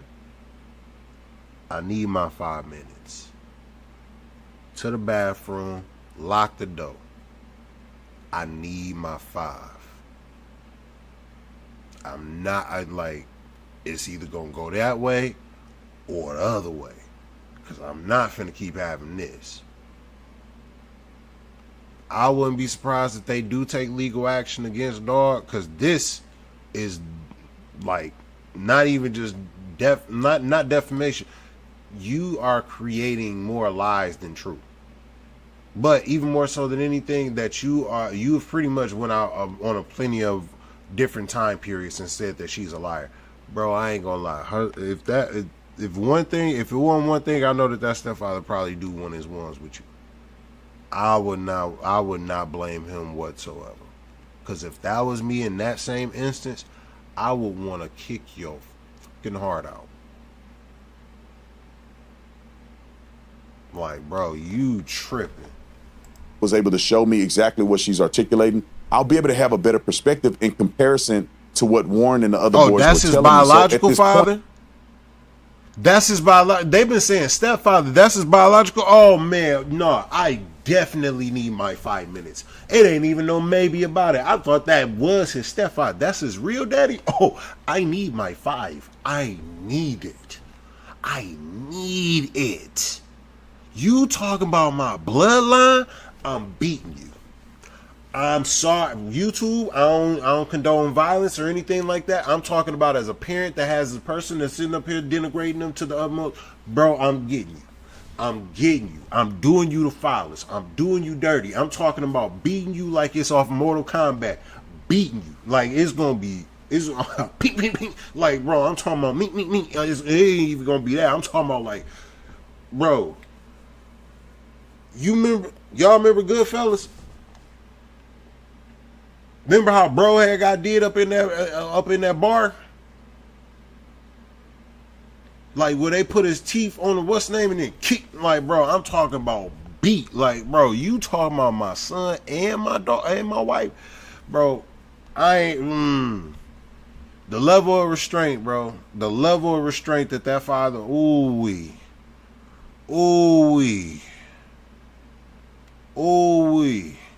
Because the reason I'm giving the grace of saying that I would have had to ask for the 5 minutes, because the stepfather, you trying to just be like, look, I'm trying, but when it's your bloodline, it's gonna be, boy, you taking that to a different degree.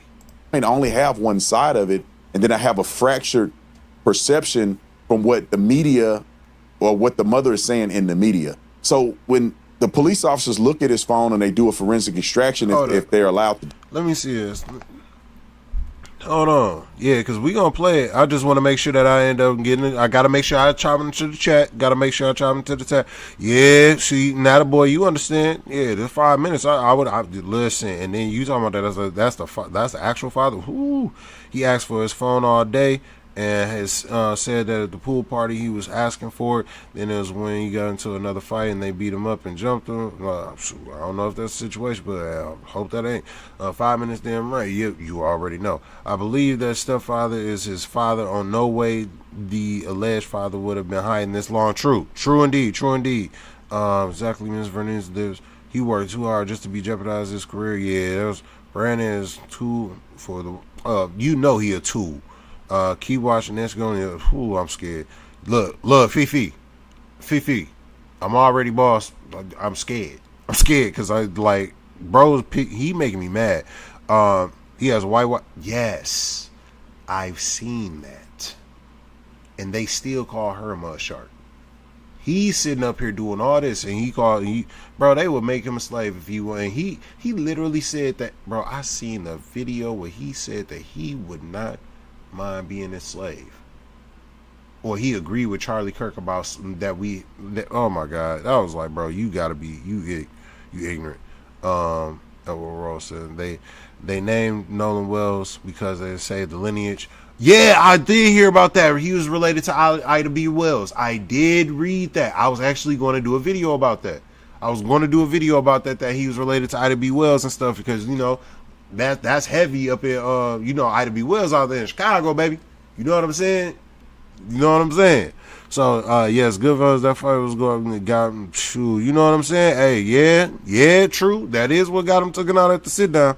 But yeah, this is like, bro, he tripping though. Like, how are you calling the mother a liar and stuff? Like, unless you verify the information, who are you?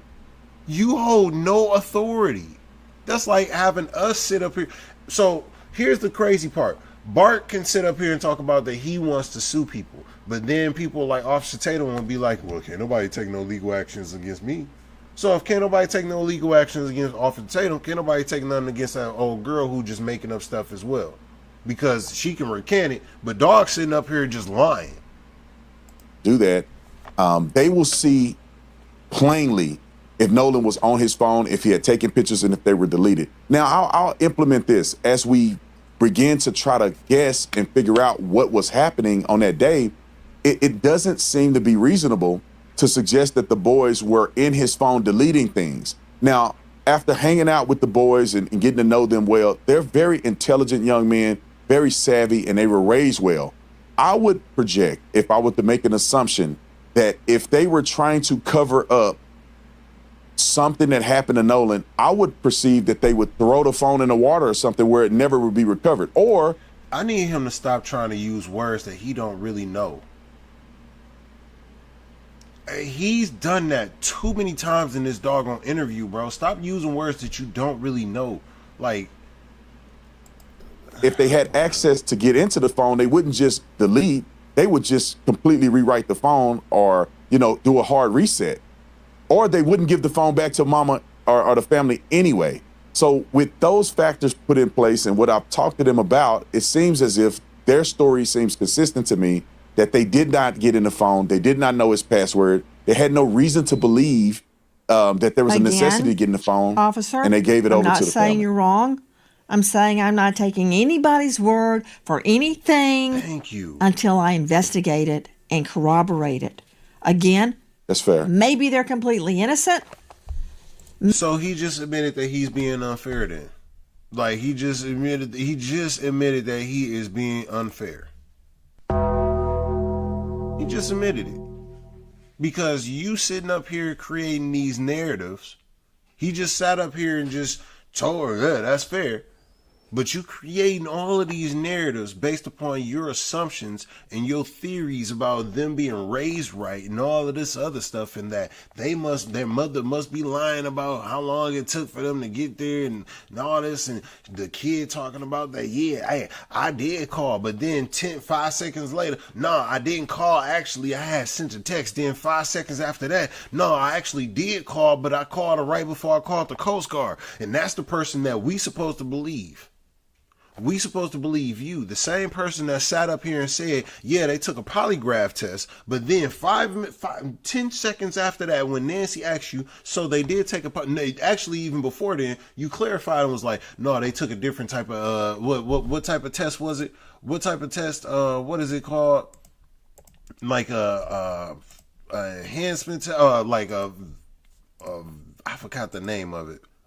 Voice stress analysis. Yeah, voice stress analysis. So you said that they took a polygraph, but they actually did a voice stress analysis, which is a single variable factor. And then I explained how flawed single variable factors are. Well, single variable analysis, not single variable factor, single variable analysis.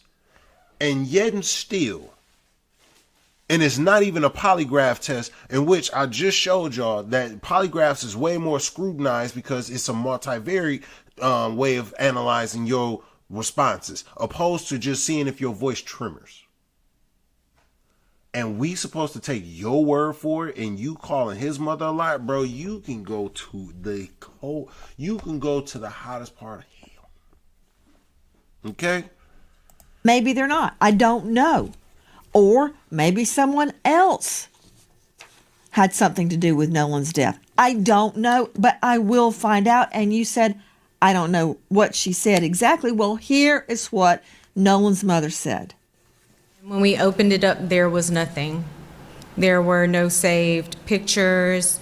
There were no snaps from that day. And we did open it before the 24-hour expiration. So we found that very concerning, only because anyone who's ever been around Nolan will tell you at social gatherings, he's taking videos, he's taking pictures, he's even come up to me when I'm getting ready to go to bed, hey, Ma, come on, take a picture of me. You know, like, he's just that was Nolan. So that's why we feel that things may have been deleted, was because of the fact that there was nothing in either one of his accounts. Okay, to Tanya Jordan, Bark Parental Control Officer and author, do you understand what she just said? I do. Explain it. Man, I swear to God, I love that she just cooked him so good like that. That was delicious. That was delicious. Who set me up like that? Somebody told me that it was gonna be good like that. Was it Fifi? I think it was Fifi. Fifi said, yup, Fifi said. Fifi is the one that said it. Yep. That was delicious right there. That was delicious. That was delicious and nutritious. You know why? Because she sat up there and let that man squirm. You remember what I said at the beginning of this stream? We almost at the end, but you remember what I said at the beginning of the stream when I said beforehand? Because this is why I said I wanted to at one point go into law, but I just don't have the passion for it. I knew that when she was talking and she was positioning the questions, this is chess. She's setting up the strategy. I'm like, what is she doing? Is she doing a Ruy Lopez? Like, how's she going about it? You know what I'm saying? But she's setting up her attack. She's structuring it out. Every time that she asks you a question, please understand she already has the answer. She knows what she's going to get as a response. But if she's asking you an open-ended question, she's giving you the capability to either hang yourself or she's giving you the capability to make yourself look good. Either one is at your discretion about which way you want to go. And I said this at the beginning, that she was going to pin him down because he loves to obfuscate. He loves to deflect. He loves to sit up here and redirect the conversation. But when you talking to a trial lawyer who is a former prosecutor and is able to grill you and not get distracted, not let you deflect, not let you obfuscate from this point to this point and this point and this point, and you try to sit up here and just say, no, she's not playing none of that. She's getting you. You're staying right here. You're not moving.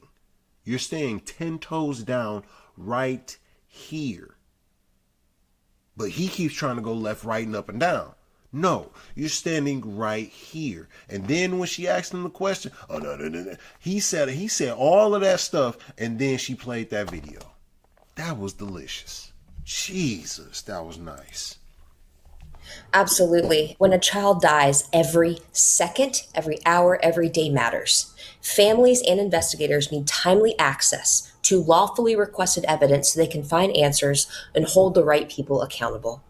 And Snapchat claims to respond to most legal requests in 2 to 3 weeks, but critics say some investigations have taken months, which delays justice. Meta, Instagram, right? There aren't many kids on Facebook these days. There's no public average for subpoena response times, but it varies. It varies. And investigators have criticized delays in some really high-profile child safety and teen death cases.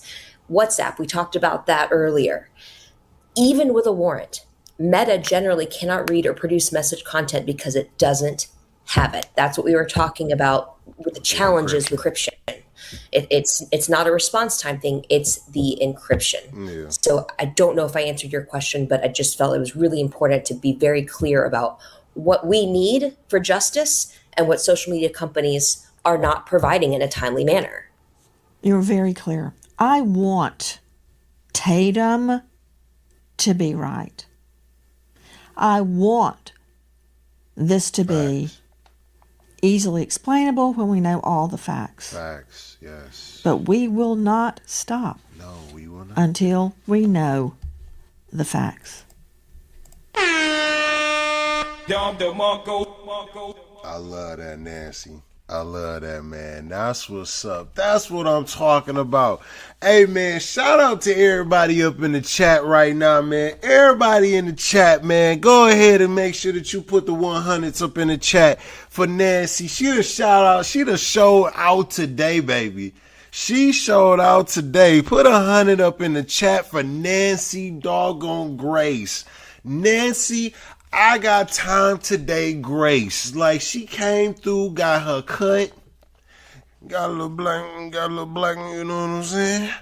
And then she came to work. She came to work. She came ready. She came in with a cast iron skillet, ready. She came in with a nice pot, ready. She came in with a roast, and I'm talking about it was tenderism. But yeah, man, I appreciate everybody. It's your host with the most, Finder Nemo, aka you know I need more ammo. Mr. Take a Shot from Big Shot Ammunition is in the building. I appreciate everybody that was tapped in tonight, man. I appreciate everybody. I appreciate Nataboy, Fifi, Tavar, Ishmael, Carol, Sade, Jerron, everybody. I'm talking about everybody. Prom King, DJ. Let's see who else. It was a whole bunch of people today. Like, we had a whole lot. Catherine, like, so many different people, man. Everybody that just came in and showed love. I appreciate everybody. Lamar, all the people. I'm sitting up here getting everybody. Hot tea, cold facts. You feel me?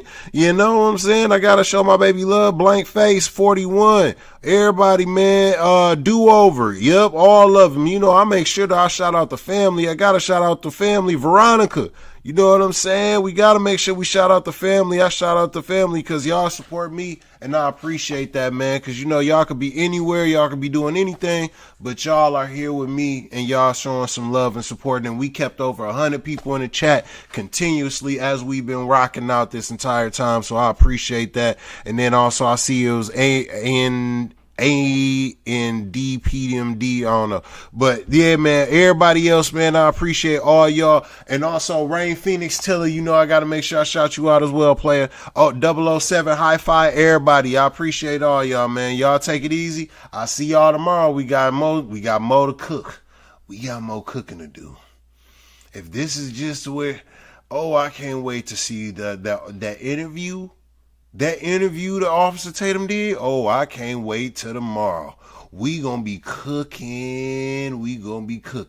Tenderism style. All right, I'll see y'all tomorrow. Y'all have a good night. Peace and